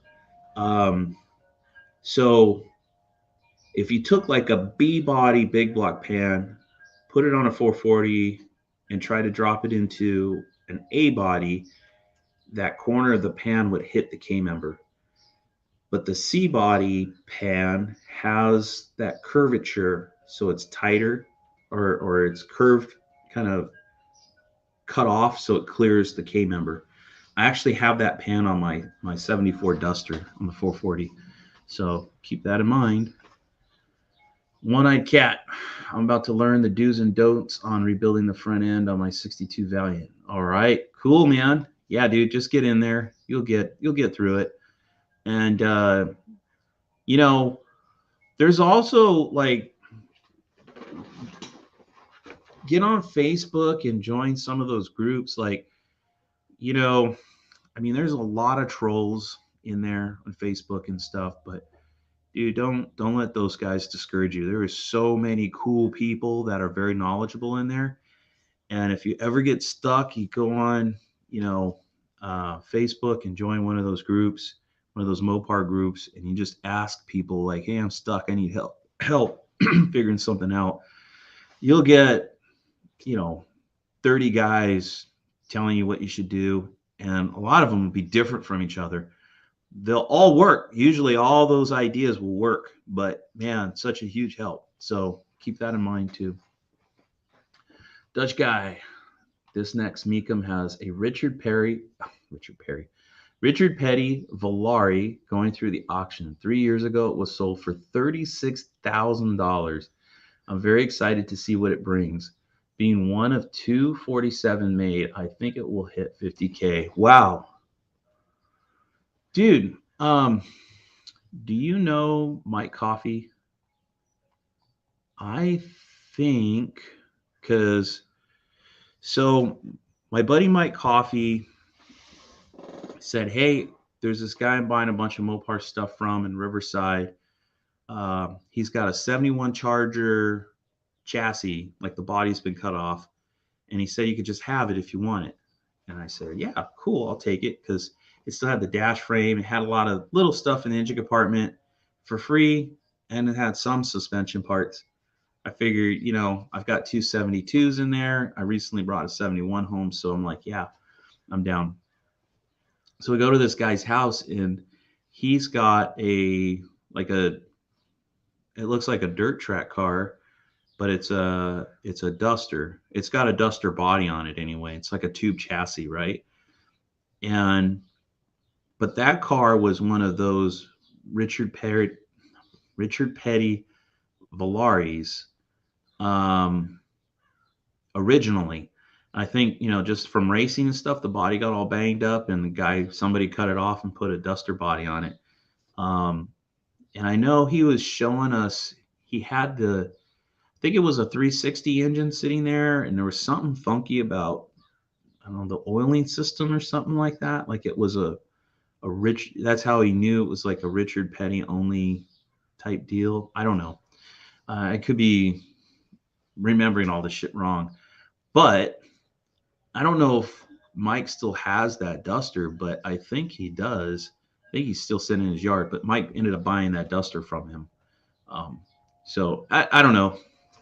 that's something you're interested in. I mean, shit, for 50 grand. I don't think I know Mike had it up for sale a couple of times, and I don't think anybody bought it just because it's a beat up looking Duster, but I think it was a Richard Petty car, maybe one of the 247s built. I don't know. That's crazy. Yeah, it makes you wonder, Dutch, is even 50 grand going to be cheap now? Or, 10 years from now, are we going to be going, man, they're going for 100 grand now? I don't know. King Eric says, what do you think of AMC muscle cars? I'm a fan of the Javelin. Yeah, I'm totally cool with them. I mean, it's like anything, it's a flavor. Um, I'm not into them, but the transmissions and some of those high performance ones were Mopar transmissions.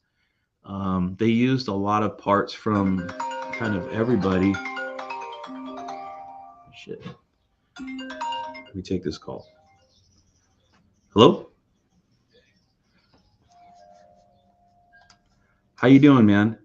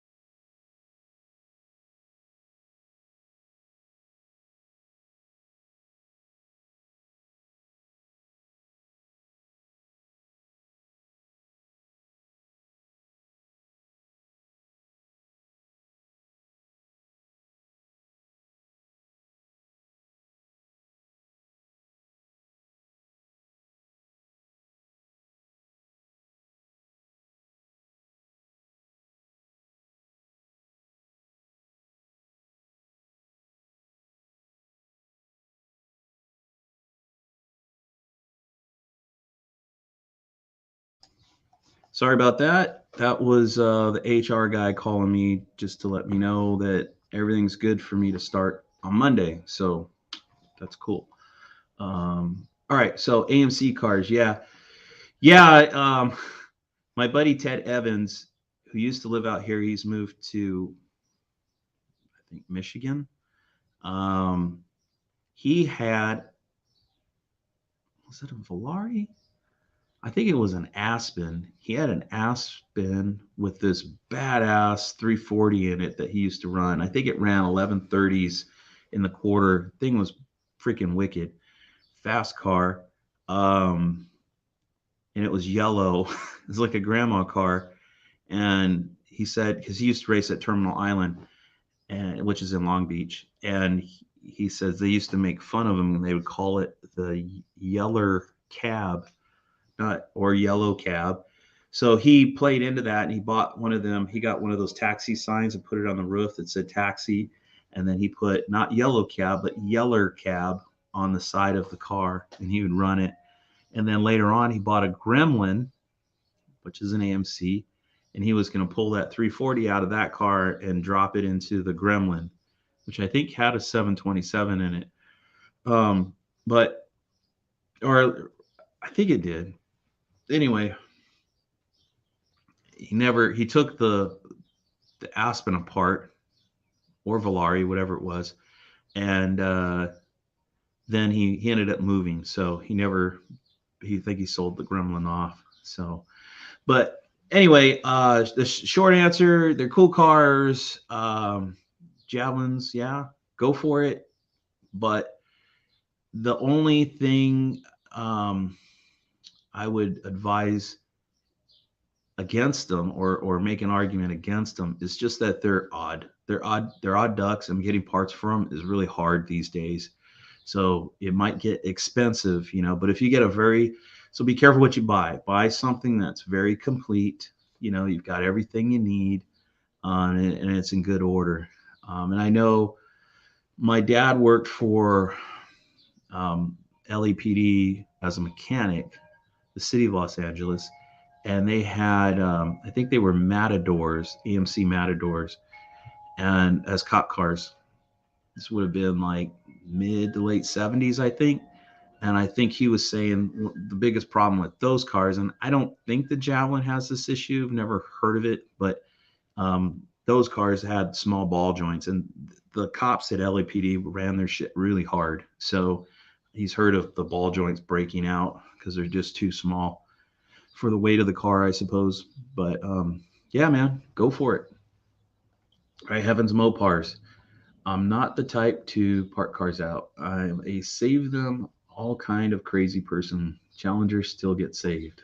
Sweet, man. Mopar nut. Poly, lower bushings, no removing of sleeve. Poly 318, lower bushings, no removing of sleeve.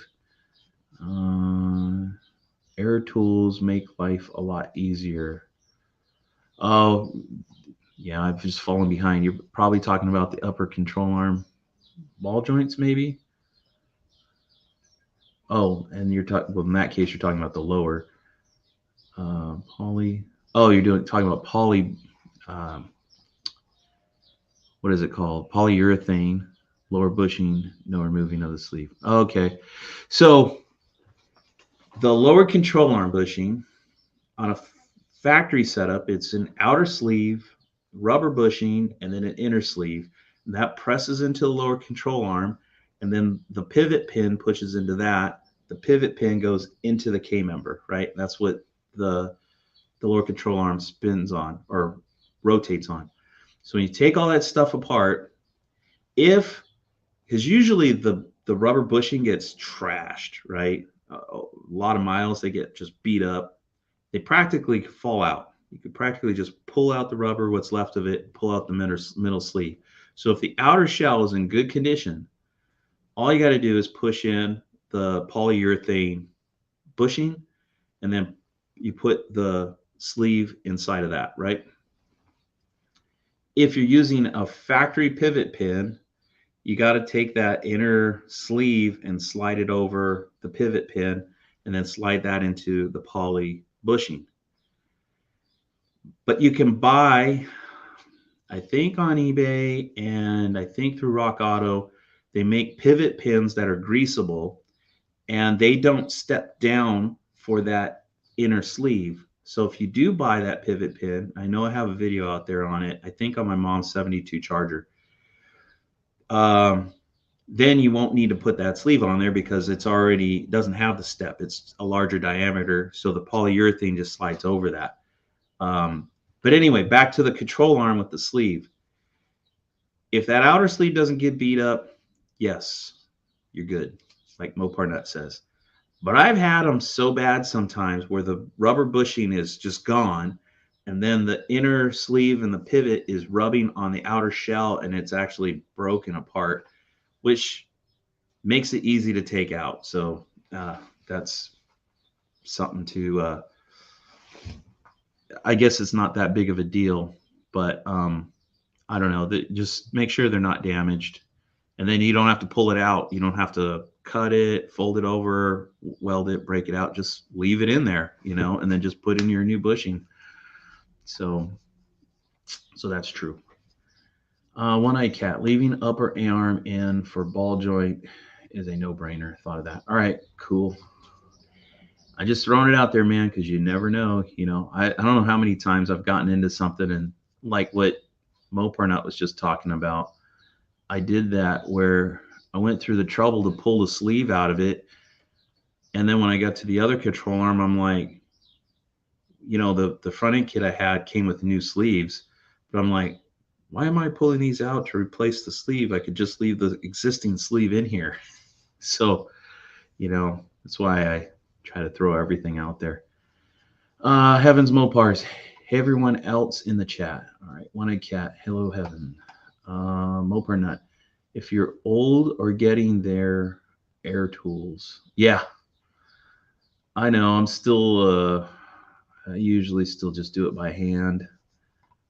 Um, I don't know. I'm not like a mechanic, where it's like time is money type of thing. I'm just working on stuff on my own, and I don't have a problem using hand tools. I'm sure it would be easier if I did have air tools. I've got like 4 pair of upper control arms. Pop the ball joints off with my air tool in the vise. Got a video to show it done. Save your strength. All right, there you go.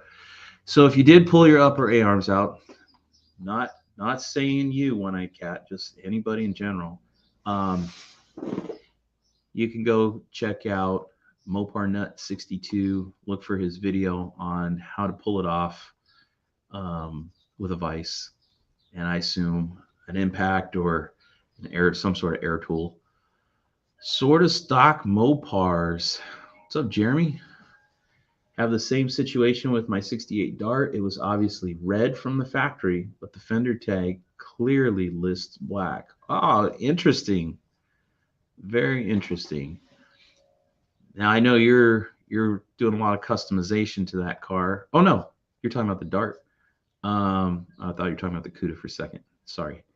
Um, Dude, if I were you, definitely get pictures of all that kind of stuff to document it. Even if you sell the car someday, it's kind of good to have and pass that on to the next guy. And somebody decided to restore the car, and then they're at that point where they're going to paint it and go, well, it says it's a black car, but clearly it's red. You can, or even if they do paint it black or they do paint it red, whatever it is, whichever way they go, there's like some trail that shows this was a coated black car that was actually painted red. So maybe the same thing happened when the car was coming down the assembly line.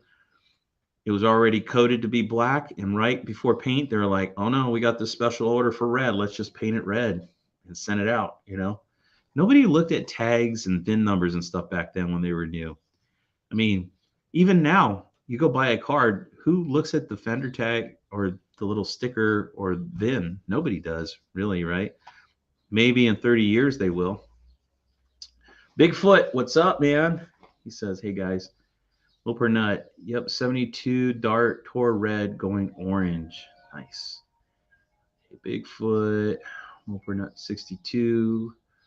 Hoping to do an answer video to your challenge today. Interesting.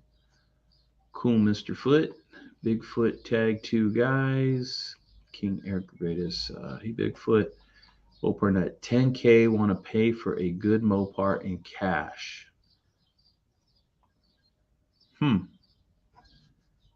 Mopar Nut's looking to buy a Mopar. Paul Diamond. I have a 68 440 Mopar for sale. I got headers off Chris. Okay, so I assume you're Southern California, maybe? If anybody's looking for a 68 440, hit up Paul there in the comments. One-eyed cat. I'll check them out at Mopar Nut 62. I'm just going to dig in and go for it. Want to make a torsion bar tool, should be easy enough. Yeah, I've heard of I think the kit is great. If you could afford to buy it, I would just, it's hard to justify buying if you only have the one car and you're only going to use it once. But if you have multiple cars, definitely just go buy the kit. But I've heard, before they made those kits, guys would take like the gooseneck from a bicycle and use it to clamp around the torsion bar to knock it out. So just remember there's a little clip on the back where the torsion bar goes in there. You got to pull that out. Make sure you unload the torsion bars, clamp it, and knock it out. So it's a pain in the ass is getting those boots back. If you replace the boots and put new boots over the bars, I ended up cutting another torsion bar and put a lead in on it to get it to spread and go onto the bar. There's a video on that too. Um, that one's a little bit tough, but yeah, should be easy enough. Paul, my uncle had a dude truck green. Ah, nice. Very cool. I think it had like a C stripe too, right? Didn't it? On the bed? Almost like a 70 Super B. Paul says C body oil pan for sure. Heavens Mopars. I'm in Spokane, Washington, on the other side of the state, around 350 miles from Chris. Oh, okay. Pretty far from Chris. Paul says 187, gives the thumbs up, talking about the C body pan for your 4-Fort or any big block into an A body. Captain Dew says, hello, fellow Moparian. What's up, Captain Dew? Bigfoot says, when you talked about rusty cars making race cars, I had to laugh. My California 63 Belvedere had horrible floors due to pinholes. Glad its suffering connectors help keep it square. Yeah, nice. Exactly. Well, that's free lightning, right? Instead of acid dipping your car, you just let the environment thin your car out through rust and make it lighter for you.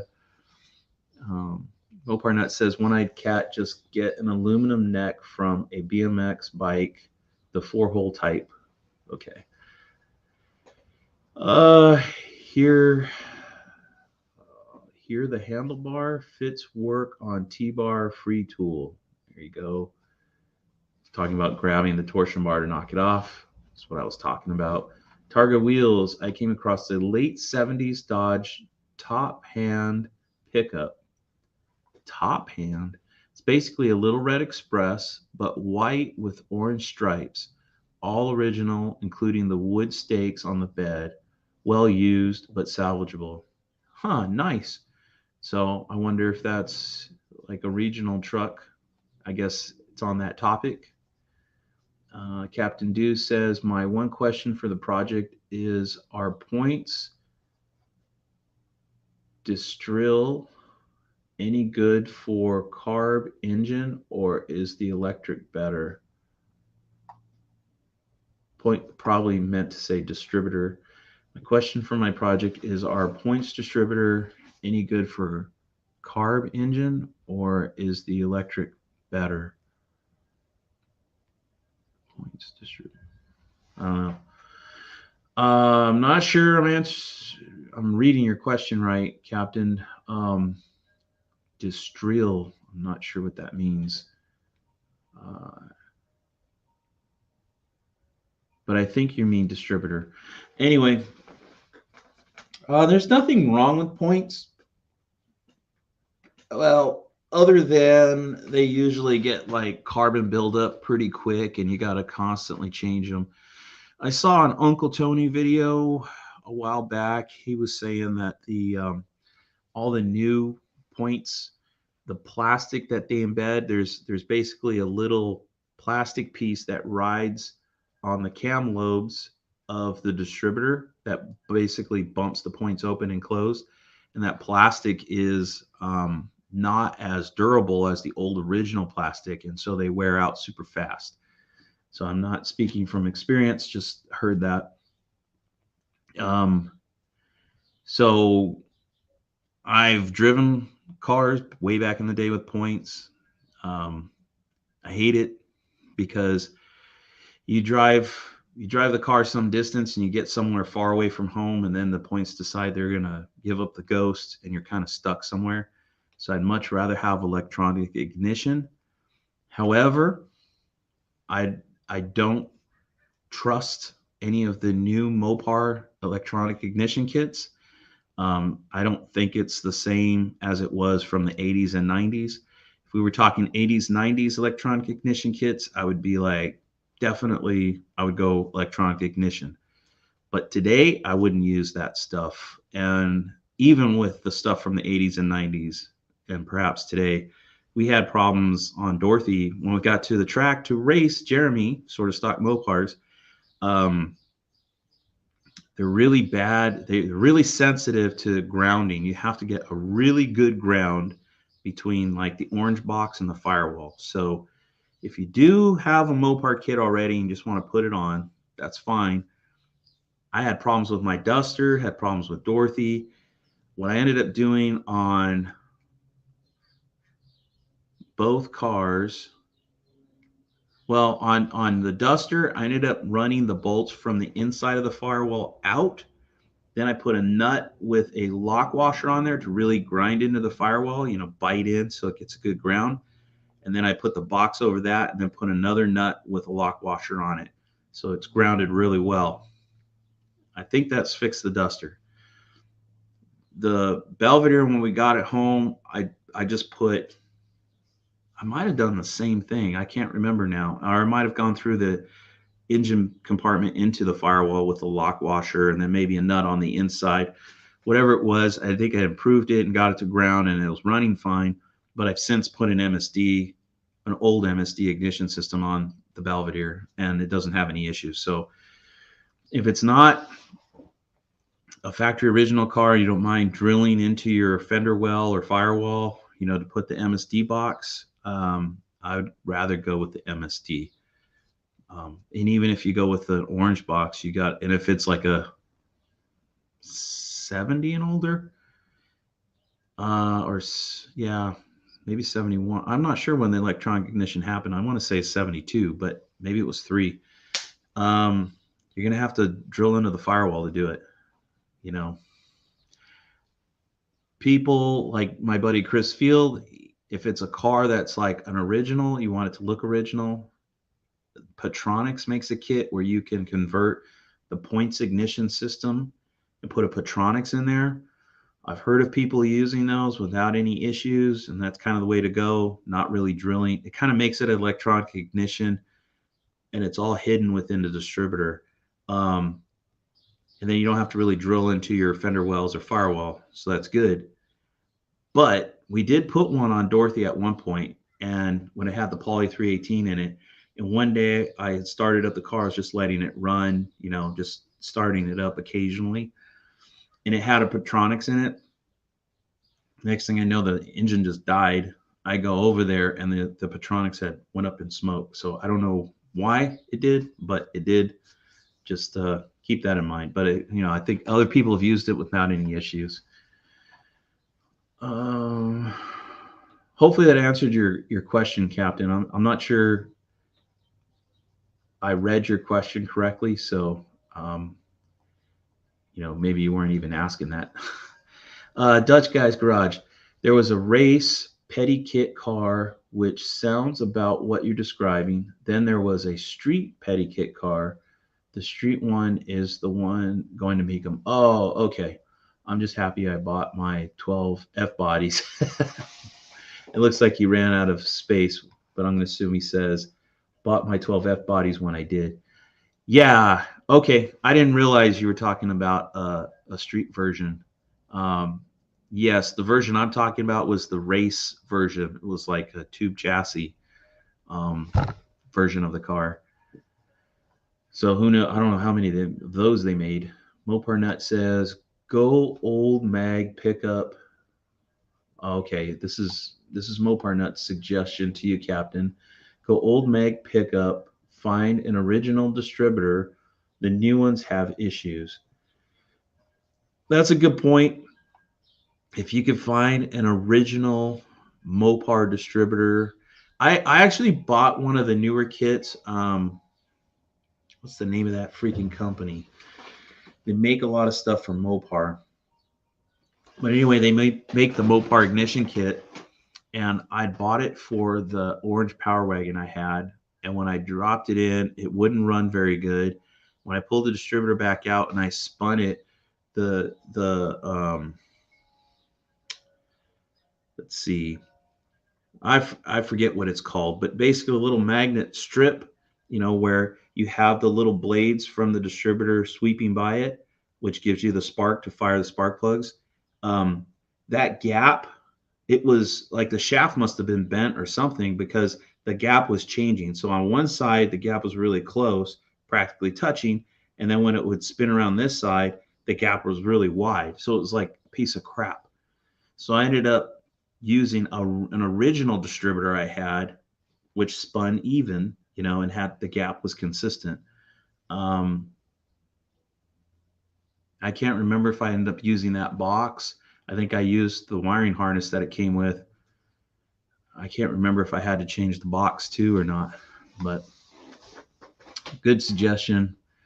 It kind of makes me glad I hoard shit and I don't throw crap away because of things like that. I mean, who doesn't want a nice, beautiful, clean distributor you just pulled out of the box and paid a lot of money for and you want to use it? But then it turns out it's freaking junk, you know?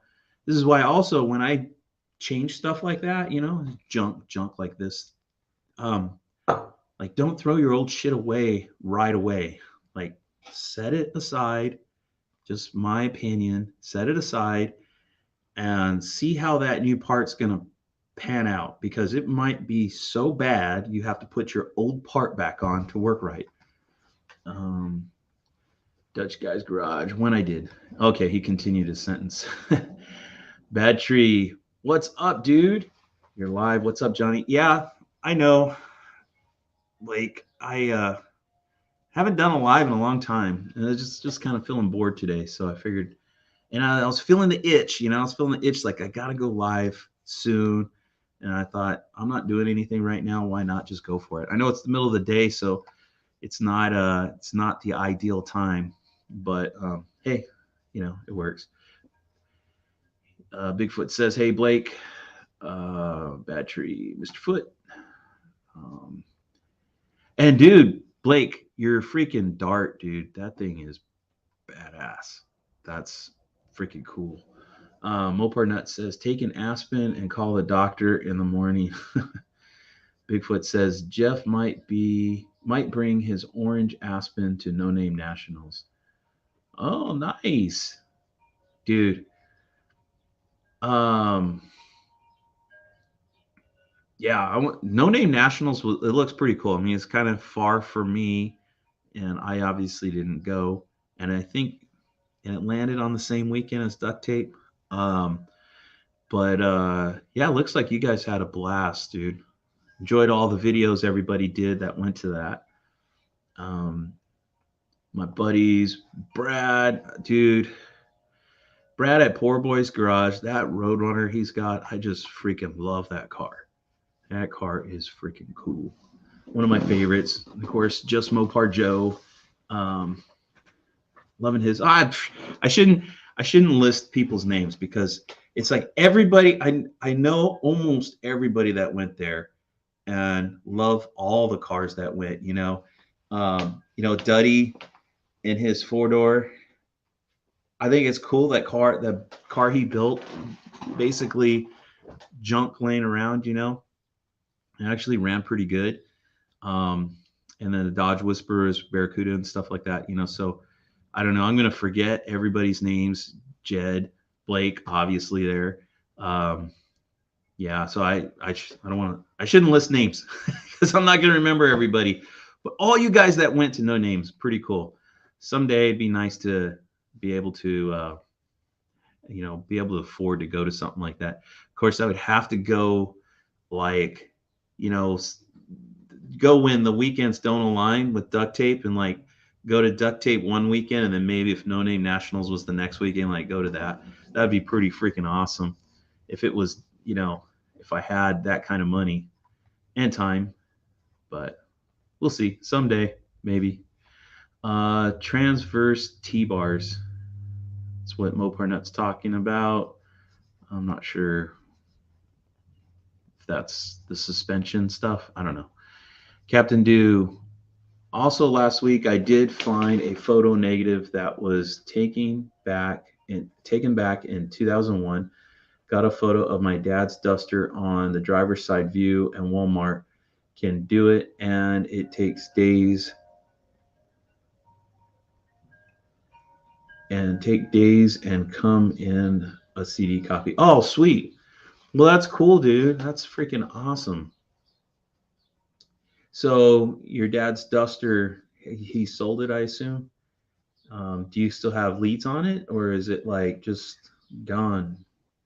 Mopar Nut says, "Cool, Captain." Captain says, Uncle Tony's Garage did a video on the T-bars last month. A special tool for the rubber bushing removing. Okay, I didn't see that one, so don't know about it. Interesting. Moparnut62. Yeah, my tool. A torch burn the rubber out and go poly G machine. Sweet. Or Delrin or PTFE bushing. They make a Delrin bushing for that? I did not know that. Or PTFE. I only knew of the polys, so interesting. Full throttle kind of guy. What's happening? He says, what's crack-a-lacking? Not much, man. Good to see you, dude. Dude, how is the Nova coming along? Because we are supposed to meet up at Duct Tape and go toe to toe. Remember? It didn't work out this last year, unfortunately. But I definitely want to still have that race, man. So, and you got to go to Duct Tape, dude. I know it's far for you, but if you can swing it someday, it's definitely worth going to. Captain Dew. Also, can a spread bore carb work on a square bore intake, or it got to have an adapter from Mr. Gasket 4-barrel on a 2-barrel adapter? I mean, a 318 2-barrel intake putting a 4-barrel carb adapter. Okay. Square bore intake. Good to have it. Okay, so the problem with, if you say you have like a Holly or an Edelbrock, well, I'm gonna answer this two questions, right, as two separate questions. So if you have a spread bore intake and you want to put a Holly or an Edelbrock on it, it won't work because the front holes on the spread bore are really small, and the holes on the front of a Holly or an Edelbrock are really big. And so what will happen is if you hit the throttle and you open up those butterflies, they'll hit that smaller hole and they won't open all the way.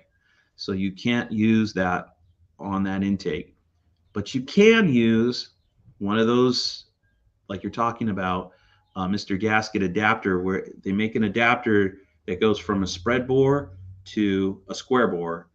And so if you had that intake, you would put the spread bore side down, and you can have your Holly or Edelbrock go on top the square bore, and you're fine. Okay. Now, the second question, which is about the 2-barrel, we actually did this to Dorothy when she had the Poly 318. She had a 2-barrel on it. The carburetor, I don't even know what happened to the carburetor. I think it's at Chris's house floating around somewhere. But it had a 2-barrel on it, and we wanted to put a 4-barrel on it, and we were going to run the nitrous on it. And so we bought one of those Mr. Gasket adapters. So we bolted the 2-barrel side to the intake manifold, and then the square bore 4-barrel side we put an Edelbrock on top of, and it worked fine, dude. It ran fine. Like, it's probably not ideal. It's probably not efficient. It's not, I'm sure it's not perfect, but it works. So if you have, whatever, let's say you pulled an old Dodge pickup truck or a Dart or something with a 2-barrel out of a field somewhere, and you got some odd duck carburetor that, you can't rebuild it, and you can't get parts for it, and you can't find a replacement for it. Standard 4-barrel stuff like Edelbrocks is dime a dozen, right? They're everywhere. You buy that adapter, you can put that on your engine and get that thing running, and it'll run just fine. Dorothy ran fine with that setup, so it is doable. Mopar Nut says, "Hey, FTKG, full throttle kind of guy." And he says, back to Mopar Nut, how you doing? Bigfoot says, "Hey, to full throttle kind of guy." Maximus Wedgie says, "Hey, Johnny, on my lunch break, just wanted to say what's up." What's up, Max? Appreciate you popping in, man. Man, I'm like 15 minutes behind in the comments. Let me try to get caught up here. Full Throttle says, "Hey, Heavens Mopars, how you doing? Bigfoots, you saying this is from Full Throttle. Bigfoots, you really are getting into those B bodies going fast. Yeah, he is, dude. Uh, so if you don't know, Bigfoots and Mopars, go check him out. Actually, go check all these guys out. Full Throttle kind of guy. Full Throttle kind of guy is into everything. He's a Mopar, Ford, Chevy kind of guy. Bigfoot's has this freaking crazy fast. He was also at No Name Nationals. 67 Cornet, freaking badass car. You got to go check that out too. Tony's Hot Rods says, "Hey Johnny and everyone, what's up, Tony?" Full Throttle says, "Hey Tony." Tony says, "Hey, what's up?" Back to Full Throttle. I always ran a ground strap to the box. That's probably a good idea. I mean, however you can get the ground, you got to get the ground. That is one of the most annoying things because I've on the Duster it was intermittent, and so the car. I don't know if you saw the video, but I took the car all the way down to San Diego to go to an alignment shop that was, Mopar friendly, and or can handle aligning Mopars because they're not the easiest to align, and you want one of those guys that knows old school stuff. And the car wouldn't start. Couldn't get it to start. I was so mad. I mean, it's an hour drive for me to go all the way down to San Diego. I came and I was like, man, I can't get it to run. He goes, yeah, we can't push it in here. He's like, it's got to run. And I'm like, all right. So I had to leave. Came all the way home. I reached into the car and it fires right up. So you can imagine how frustrating that is. And then I changed how I grounded it, through the firewall. Anyway, ground is super important. So if you have a Mopar electronic ignition system and you're having issues intermittently, it doesn't want to start, run, try improving the ground. Like Tony said, you can run a ground strap from it to say the engine block or somewhere else on the firewall. But anyway, Bigfoot says, "Hey Tony." Tony says, "Hey Mark." Mark is Bigfoot's, by the way. Mopar Nut. Tony, same here. Every time. Hey Mopar Nut. Okay, man, still coughing. Hey Tony. Man, I wish I had memory like Johnny. I could forget all the pain of it. It's funny, Mopar Nut, because I don't have a great memory. But it's weird how just certain things or certain stories kind of just like stick, you know. I think I'm gonna be that old senile guy who can't remember my name, you know. But you ask me something about a Mopar, and I'll just like start blabbering it off, no problem.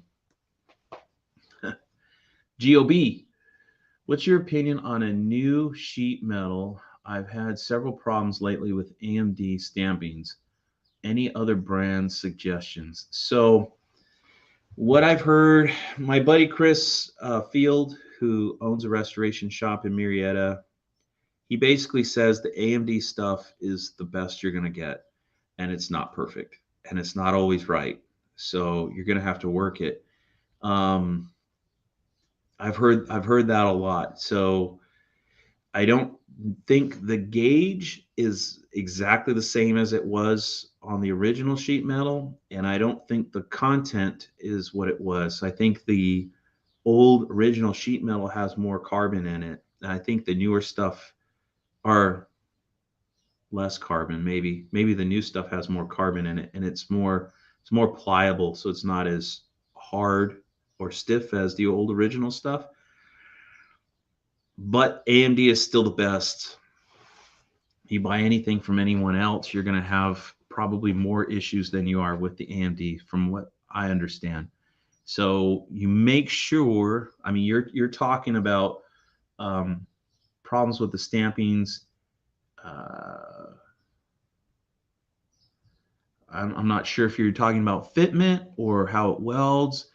I mean, I don't think the welding part is too much of a problem. I haven't heard anything about that, but as far as fitment and being correct, it doesn't sound like it's always correct. So I think I watched some Chris Birdsong videos. If you watch some of his stuff, like when you put a quarter panel on, um, your gap between the quarter panel and the door is not how it should be. And I think he had like split the quarter panel and cut a sliver out of it basically to move it back so that the gap is consistent.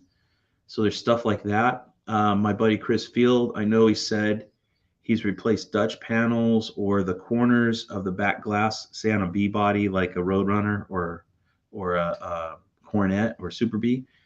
So he says when you weld that new stuff in, you have to use the chrome trim to test fit it because the shape is not quite the same. And so you have to cut the AMD part to basically get the original shape to where it needs to be. And unfortunately, some shops haven't figured that out. And I've heard of like the whole car getting painted only to find out they can't get the chrome trim back into the car because it doesn't fit because that little corner of the glass isn't shaped like it's supposed to be. So um, the only suggestion I could give is like really search, YouTube, Facebook. If there's people putting up stories on doing that kind of stuff, like watch their videos or read their stories and pictures just to make sure you kind of avoid those pitfalls and just pay attention to everything. I've heard of like the passenger fender, say on a Roadrunner, where the antenna goes in. I've heard it's not in the right place. It might be off. So you might have to, you know, move the hole and weld up the old hole to get it in the right spot. So, and then I think the headlight bucket too, where there's like kind of like tabs or posts where the screws that hold the bezel in, like they may not be in the right position. So watch out for that kind of stuff. Uh, yeah, it kind of sucks, but it is what it is. So good luck on all that, Gob. Just try to find somebody that's done your specific car before and follow along and see what kind of pitfalls they might have had. Tony says LOL to Mopar Nut. Full Throttle says Hall Effect. Jason Cardos says that is called the reluctor from the Master Tech videos. I think 3/8 gap and do not sand the edges, leave them sharp. Yeah. All right. So on the distributor, the magnetic piece is the reluctor, or maybe it's the metal piece with the fins on it. I don't know. I don't remember. Mopar Nuts says the same thing. Reluctor wheel generates an AC signal. Tony says, "Hey Blake." Mopar Nuts says 6,000s gap for the reluctor to pick up. Okay. Mopar Nuts says brass feeler gauge. Yeah, that's another thing. Because it's magnetic, you got to have a brass feeler gauge. Mopar Nut, or I'm sorry, Full Throttle says I bought a 496 for it. Uh-oh. All right, so he's got a 496 for the Nova. I'm gonna have to get the Coronet fixed to take you down at duct tape, buddy. Full Throttle says I do too. I do want to hit Verona since it's double. Oh, since it's doable. Yeah, dude, that would be cool. Be kind of sweet.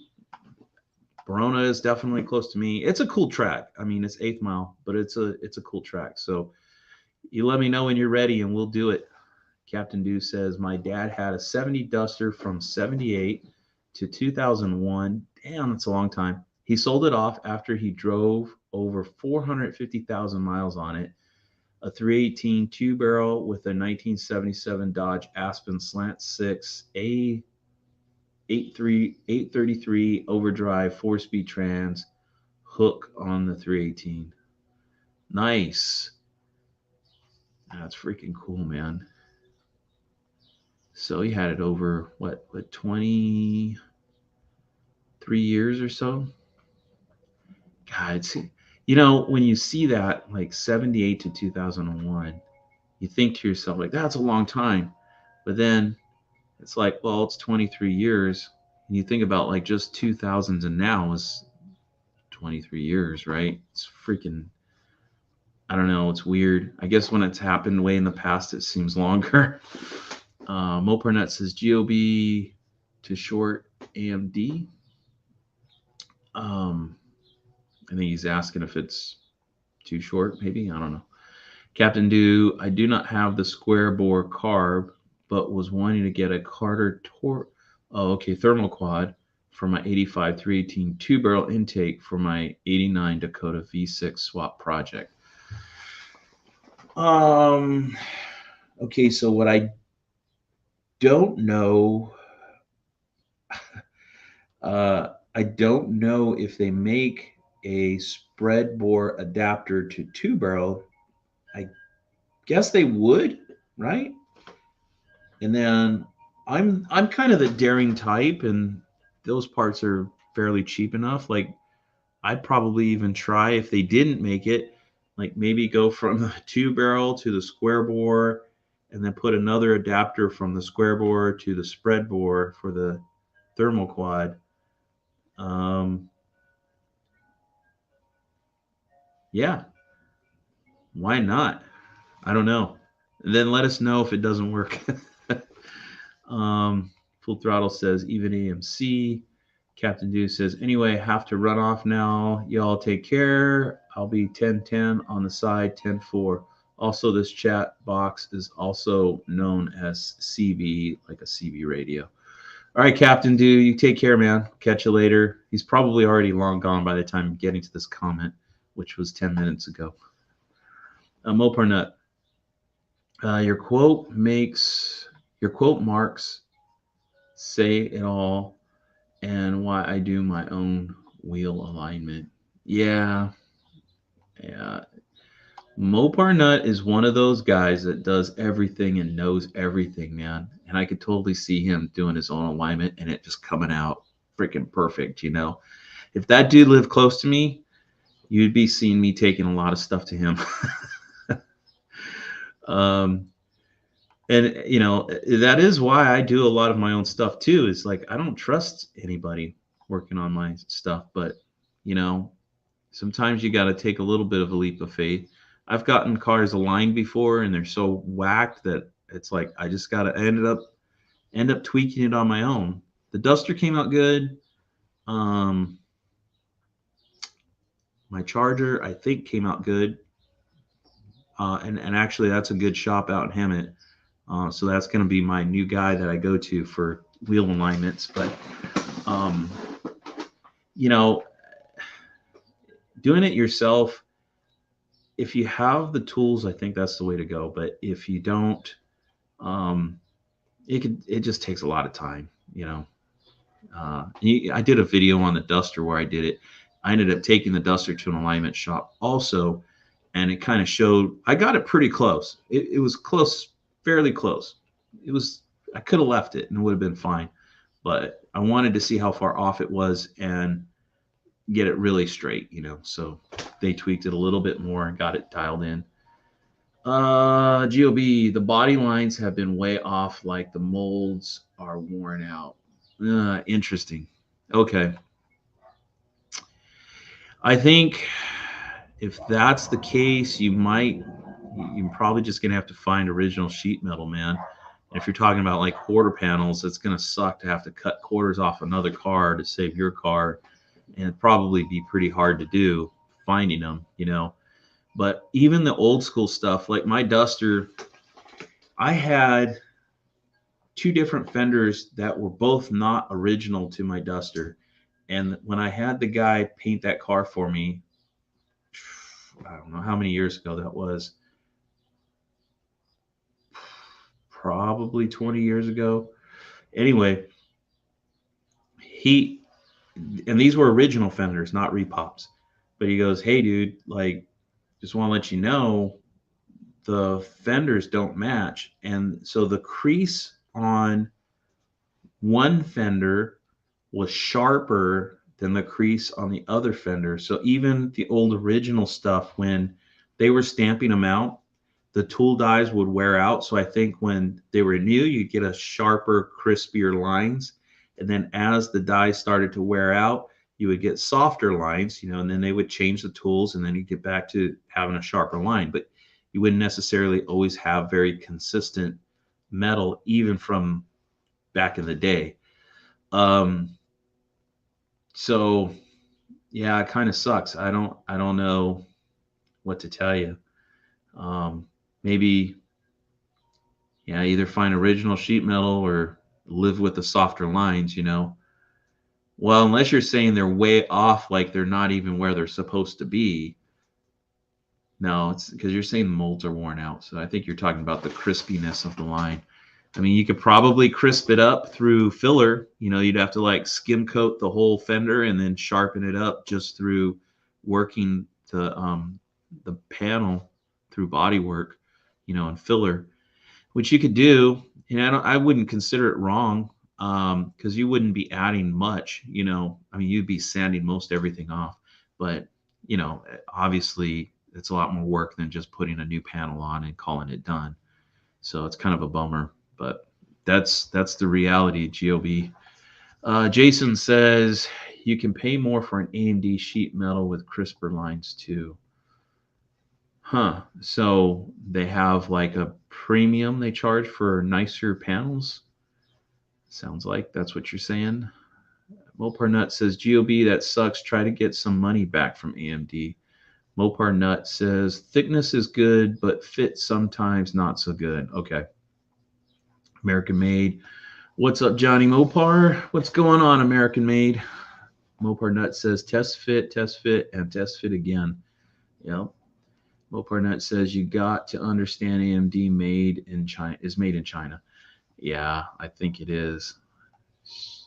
Be too expensive to make it here.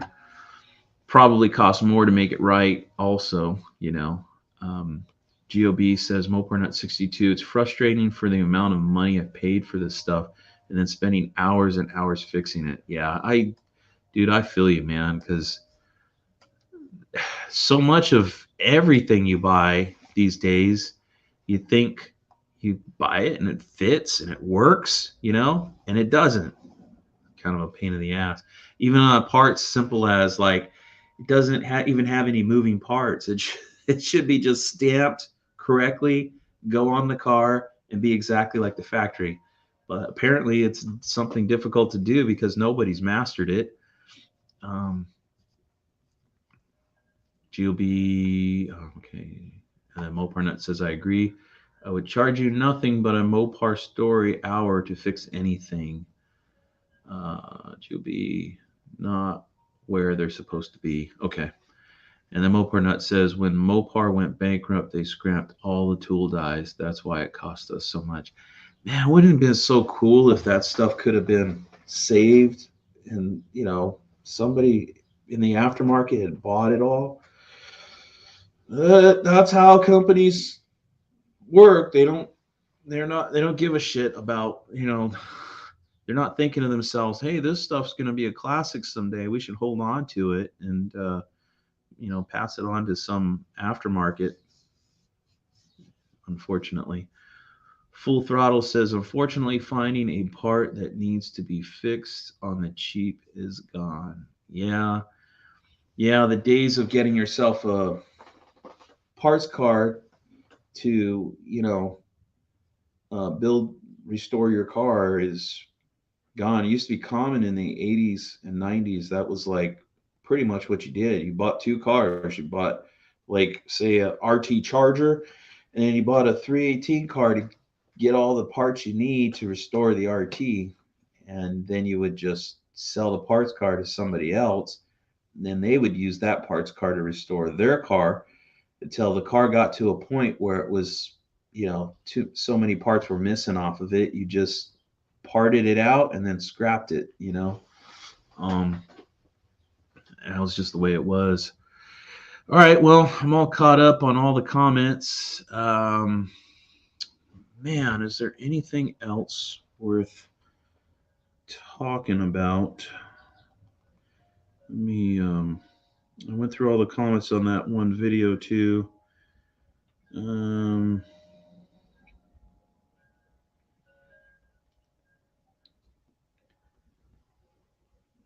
yeah, nothing. I mean, yeah, so just been kind of slowing down a little bit as far as the YouTube videos, just to I don't know, been wrapping my head around going back to work and stuff, and I was doing some contracting stuff, which is taking some time. So, but you know, it's all good. Giovia says the '69 Charger and Roadrunner are going to be the death of me. And Mopar Nut says, "Oh, and a Toyota Corolla." um, but anyway, as far as stuff to come, stuff I'm working on, the satellite, the 72 satellite, I'm kind of over it. A buddy of mine was interested in the car, and he's going to buy it. So I might do a few more videos on it, like just kind of cleaning the engine compartment was one of the thoughts I had. It's runs good, it's just I pulled a loan to buy it, and I don't like having that debt there, and it's just another project demanding time, and I don't have, and I don't really. I'm just not in love with that car. You know what I mean? It's a cool car. I like those cars. I like that generation and everything, but somehow, me and that car just like I'm just not in love with it. So I'm gonna let it go, and I got to get back on my dad's '68 Charger, which that car. Trying to get it to where it was to get to duct tape, which was a fail the first time, and then getting it to mats running, was kind of a feat. Um, and even if it's not a ton of money, it still costs money to do all this stuff. Fuel. Um, we went to mats. We rented a trailer, so there's money in that. Um, and I had to use a lot of the credit card to buy these things to get the car running, and I'm just not interested in dumping any money into any of the cars right now. I need to recover, you know what I mean? So the Charger's a little bit on hold, but there's a few things I could do to it, which I'll once I get settled into work, I'll get back out there and get back on it. Main thing is that I got to get the brakes squared away.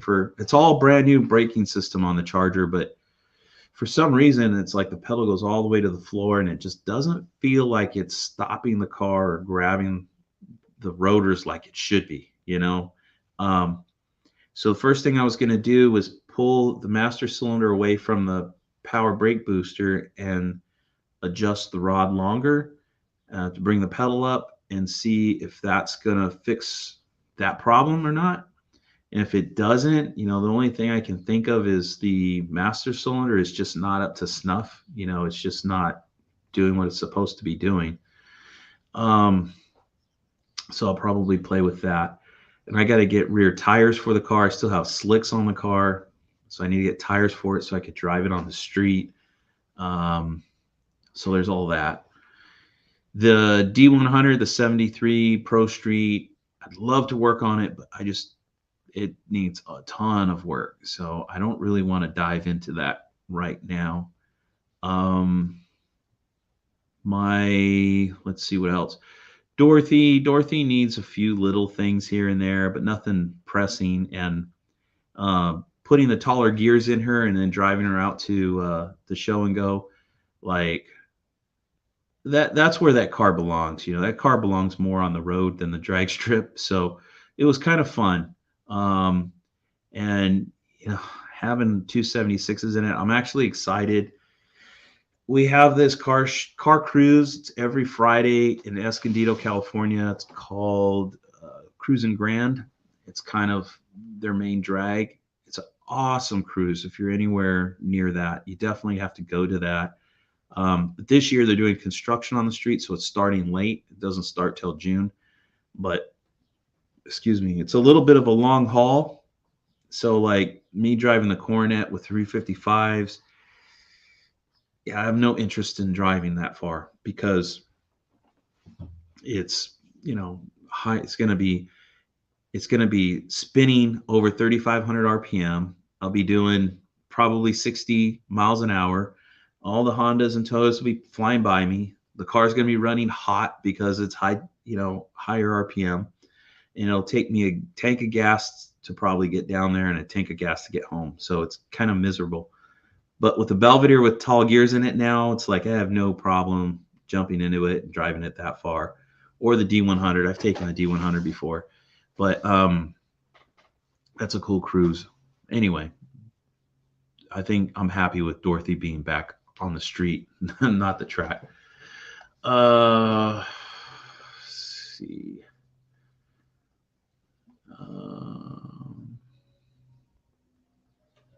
Full throttle guys telling them to flip it. What about the 71 Charger? So the 71 Charger I do and I keep getting that itch like, man, I want to do something and put a drivetrain together and slap it in that car, kind of have a ratty car. So my buddy Jeremy at Shade Tree Vintage Auto, if you check him out on YouTube, he basically works at like a junkyard and has like a Mopar section, you know. Anyway, long story short, he hooked me up with some pieces like a new quarter panel because my 71 Chargers hit pretty hard all over the place. So he hooked me up with a quarter panel and a rear bumper with the RT taillights in it. It's all, the bumper is peeling and the RT taillights have some issues, but it's kind of perfect for a ratty car.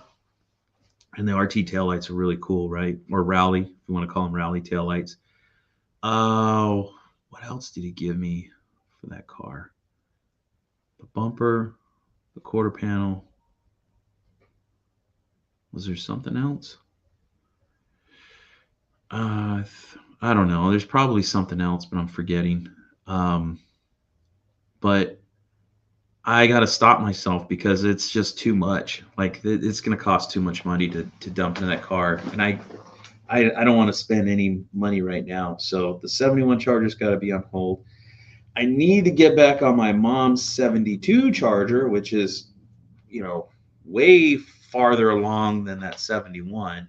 I just need to piece it back together. In fact, I had started kind of both 72s. The dash pad from my blue 72 is really cracked bad, and I started to patch the cracks. And then I kind of got diverted into working on the 68 to get it to mats. So I need to get back on that dash pad, put a dash cap on it, and do that video because I need to get the dash frame squared away. And I'm kind of using my blue 72 as practice before I do my mom's 72. So I'm going to do that, then switch to my mom's car, get that dash pad fixed, painted, put it back into her car, and then start doing the wiring and interior pieces on that car. So that's probably where I need to be spending my time. American Made says, thanks for the show and go video. I saw my old 72 Dart in the video. Who's American Made? Is that you, Jason? Yes. That was funny. Yeah, dude, it was cool seeing your car there. Dude, your car's pretty badass. So this is funny. My buddy Jason we went to lunch. He used to work where I worked, and another friend of ours, Jose. We were walking back from lunch, and Jason was talking about like, I'd like to get an old Mopar, blah blah blah, right? And then Jose goes like that, and he points across the street to the Costco parking lot. And what's there? 72 Dodge Dart with a for sale sign on it. It was like freaking, you know, the heavens opening it up and the ray of light shining down on the car. Like, here you go. This is what you asked for. It was crazy. Long story short, Jason bought that car. Cool little 72 with a 318 in it. It's tan colored. Um, dude, sweet, super clean car. Anyway, we would go to lunch in that car all the time, you know. So it's a trip, like being in that car so much and so often and being around it so much. And then Jason ended up selling it to this guy that basically made it like a pro street. Yeah, what's up, Jason? That is Jason. So this car, if you go to that video from the show and go, and you see this 72 Dart, it's like lime green now, and it's got like a Pro Street wing off the deck lid on the back, huge, big tires in the back, skinnies up front, the car slammed low. I'm pretty sure he's got a big block in it. The thing's thumping, and he's got like these evil headlight rings that glow red when he's driving the car. So it's like it's so different from what it was, you know, because it was just this really stock, original looking 72 Dart that was super clean. And now it's this like pro street thing, you know, this monster. I don't know, dude. It's just kind of hard to wrap your head around it because it doesn't look anything like it used to, and yet it's the same car. It's just kind of a trip, you know, because you're like, man, I've sat in that car so many times on the passenger side and went to lunch with Jason in it. But yeah, it's definitely a badass car nowadays. It's insane. Um, and just for shits and giggles, I'm gonna pull up. I'm gonna see if I can pull up that video real quick and see if I can find a spot. Um,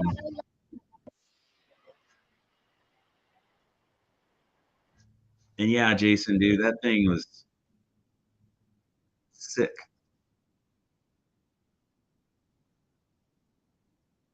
Let's see. Oh, you bastards. You just showed a commercial.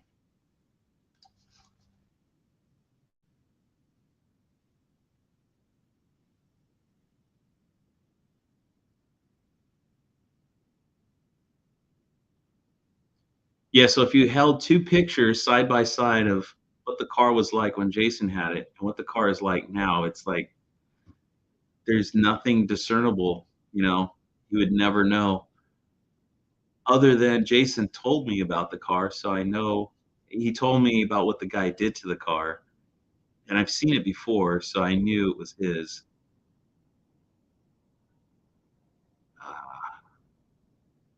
I don't think there's any easy way to find it. Maybe here. By the way, if you're ever in Riverside, May, look up the Mopar, or not the Mopar, the Riverside Show and Go. It's an awesome, it's an awesome show. I like going Friday personally because they do the cruising and stuff Friday evening. They block off all the streets, so it's just old school stuff. Back in the day, there was a couple of guys. One guy had a Camaro, and another guy had uh, a Mustang with a blower, I think. And both of these cars would shoot flames out of their exhaust. Like the Camaro had the exhaust come out like a boat, and it was just shooting flames and stuff out.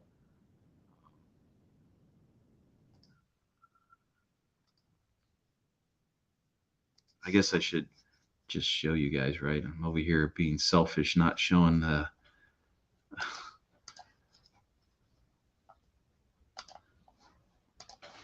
Okay, let's see.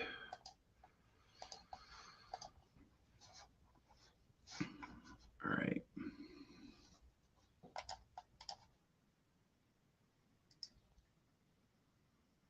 Barracuda.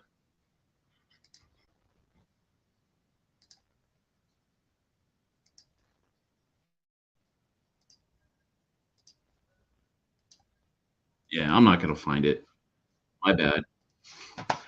Anyways, um, very cool, cool show. There we go. All right. Jason says, thanks for the show and go video. I saw my old daughter. Yeah, it's all right. I read that. Sorry. Yeah, dude, it's a trip. It's a trip. Mopar Nut says, Master needs bled or replaced. Um, I bled it. It's it's a brand new one, but yeah, I don't know if maybe that brand is not a very good brand or something like that. It doesn't feel right, and it's not stopping the car. So, and Full Throttle says pedal ratio is wrong. Um, Maybe. The other thing too is just speaking of the car. So if you guys get Mopar Collector's Guide, there's supposed to be an article in that car on my car. So my buddy Jeremy, who brought his GTS, or not a GTS, it's a 68, no, 69 with a 340 in it, Dart.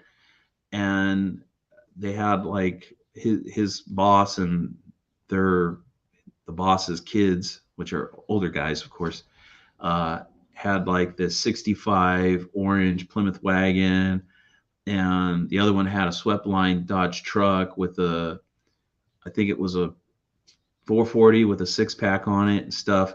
Anyway, they got hooked up with Mopar Collector's Guide, and Jeremy kind of hooked me up with them. So they're doing a story on each one of those cars, and they're going to do a story on my Charger. So it was kind of cool.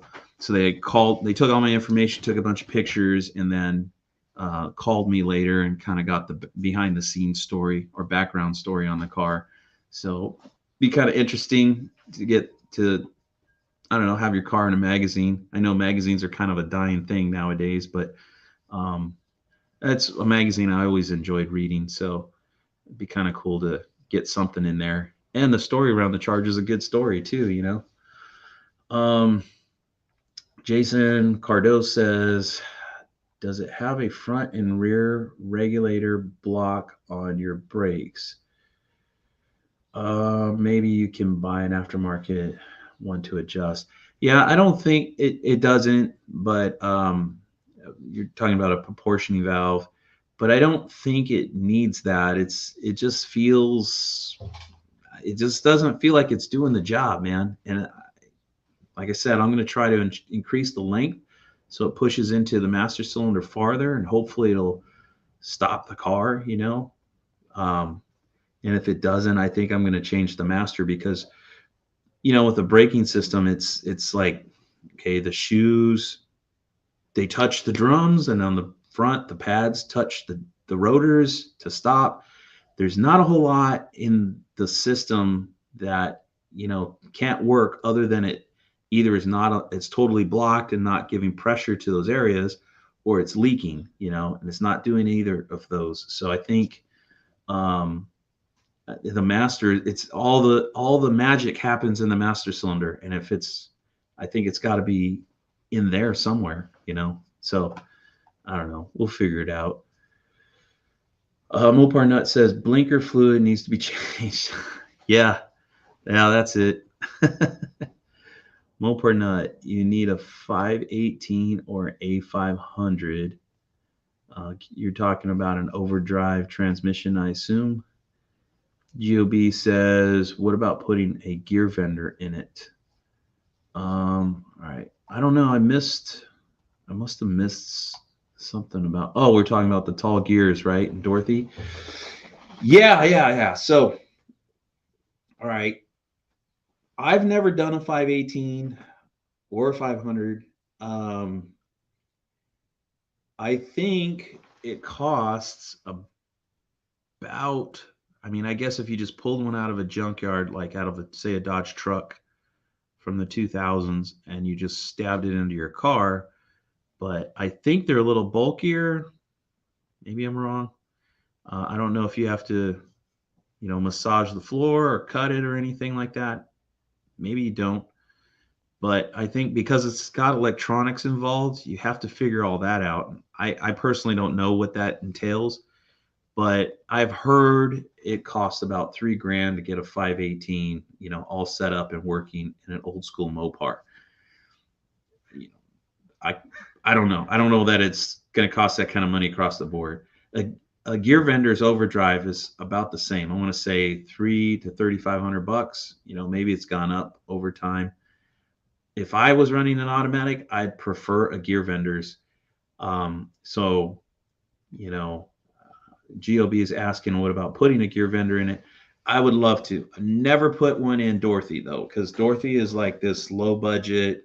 She's not a show car. In fact, when I took her to Show and Go, it was almost like, you know, nobody gives you the time of day because it's just, I mean, let's just be honest, guys. She's a little bit of an ugly car, right? She's a little bit of an ugly duckling. She's a four-door. Nobody cares. Nobody likes her. And she's a little banged up here and there. Um, so when I got people looking at it, it was because they can hear the 383 loping. So the engine sounds really good in that car, but the car itself doesn't look the best, and it doesn't draw people in like a Charger, unfortunately.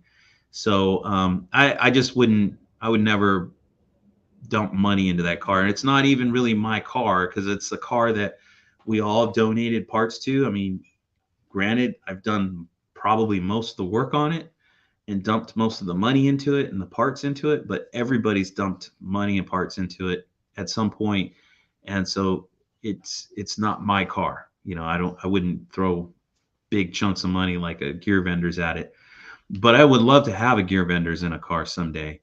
Like a gear vendor's in my Cornet would be freaking way cool. So it's just a big ticket item that it's hard for. I've got so many cars. It's like, yeah, I could put a gear vendor's in the Cornet, and it costs you say $3,500, or I could take $3,500 and like potentially put it in another car. Maybe it wouldn't finish the car, but it would get the car moved pretty far along. So for Dorothy, the 276 tall gear, it's perfect. So Mopar Nut says, check, make sure brake drums, shoes are adjusted right.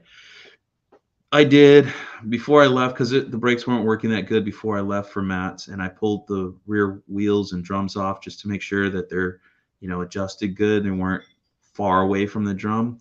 Because one of the things will happen if your drum brakes are adjusted away, too far away from the drum, like too loose.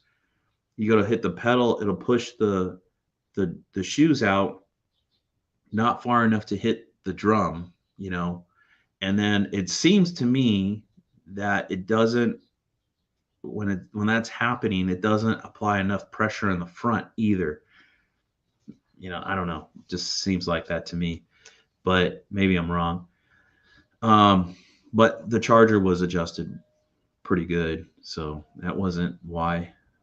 Mopar Nut says for an overdrive, you need to mod floor tunnel and rear transmember. I can get it done under $1,000. Okay, cool. Well, what do you have to do for the electronics on it? Is that just a matter of grounding out a wire, or like how many wires are coming out of the 518? And what do you hook up to it? Is it like a toggle switch to engage the overdrive and turn it on and off, and a ground wire? Is that all it takes, or is there some other things involved? Mopar Nut says my 72 Dart is getting an A500 out of a van. Already got it paid $200 with a roller 315. 318, maybe that's what you meant. Interesting. All right, cool. Well, guys, and it's been 2 hours and 45 minutes. So I think we're going to call it. And yeah, I got to do more of these lives. Kind of cool. Hanging out with you guys, just shooting the shit, Mopar Nut says switches 2 or 3 wire use pressure switches. Okay. So you switch it to a toggle switch, or what's a pressure switch? Jason says this year's video is 2023. What do you mean this year's video?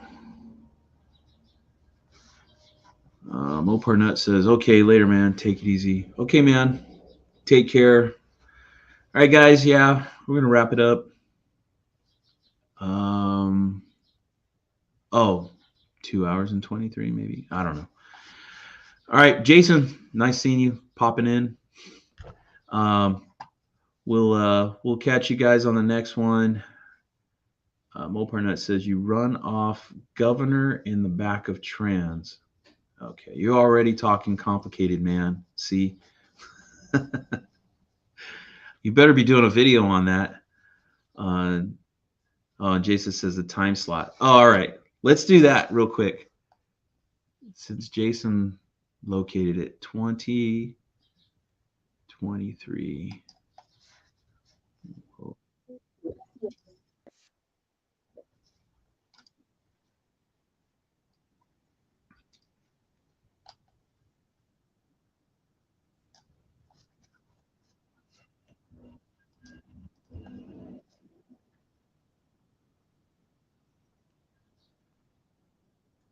it's coming up.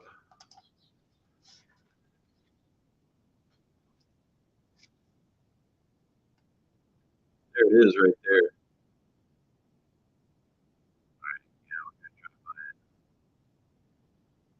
Bam. So there's Jason's dart. Jason's dart used to be like a tannish cream color, was a vinyl top. I know it ripped off at some point, right, Jason? And I know you had that guy like put like a black primer on it, I think. Um, but like total survivor car, all original. Interior was green, had a the 310 even under the hood. It was just like one of those engines, one of those cars where it's like completely unmolested, just all bone stock. Like the car is badass now. It's hard to argue. Like I wouldn't have built that, but I wouldn't have. I would have left Jason's car exactly how it was because it was just so nice. And I would have saved like a beat up car you pulled out of a field. I would have used a car like that to build something like this. Just my opinion. But if the guy gave you the car, I'm sure you feel the same, Jason. If that guy gave you that car, you'd probably be okay with it the way it is, right? But and I did. This was all the video I got of the car, but he was rolling around. He was driving all over the place, dude. Yeah, it's crazy. Badass little ride. Um, Mopar Nut says hot dart. Uh, Jason says cool man you too. GOB says stay blessed, stay humble. Cool. All right, you guys too, man. It was a good time hanging out with you guys. We'll catch you later. I'll have to do this again. I'm not going to make any promises because life just is what it is. But keep saving those Mopars, and we'll catch you guys later. Hey JMR, that we a co says that we a co. All right, guys, later.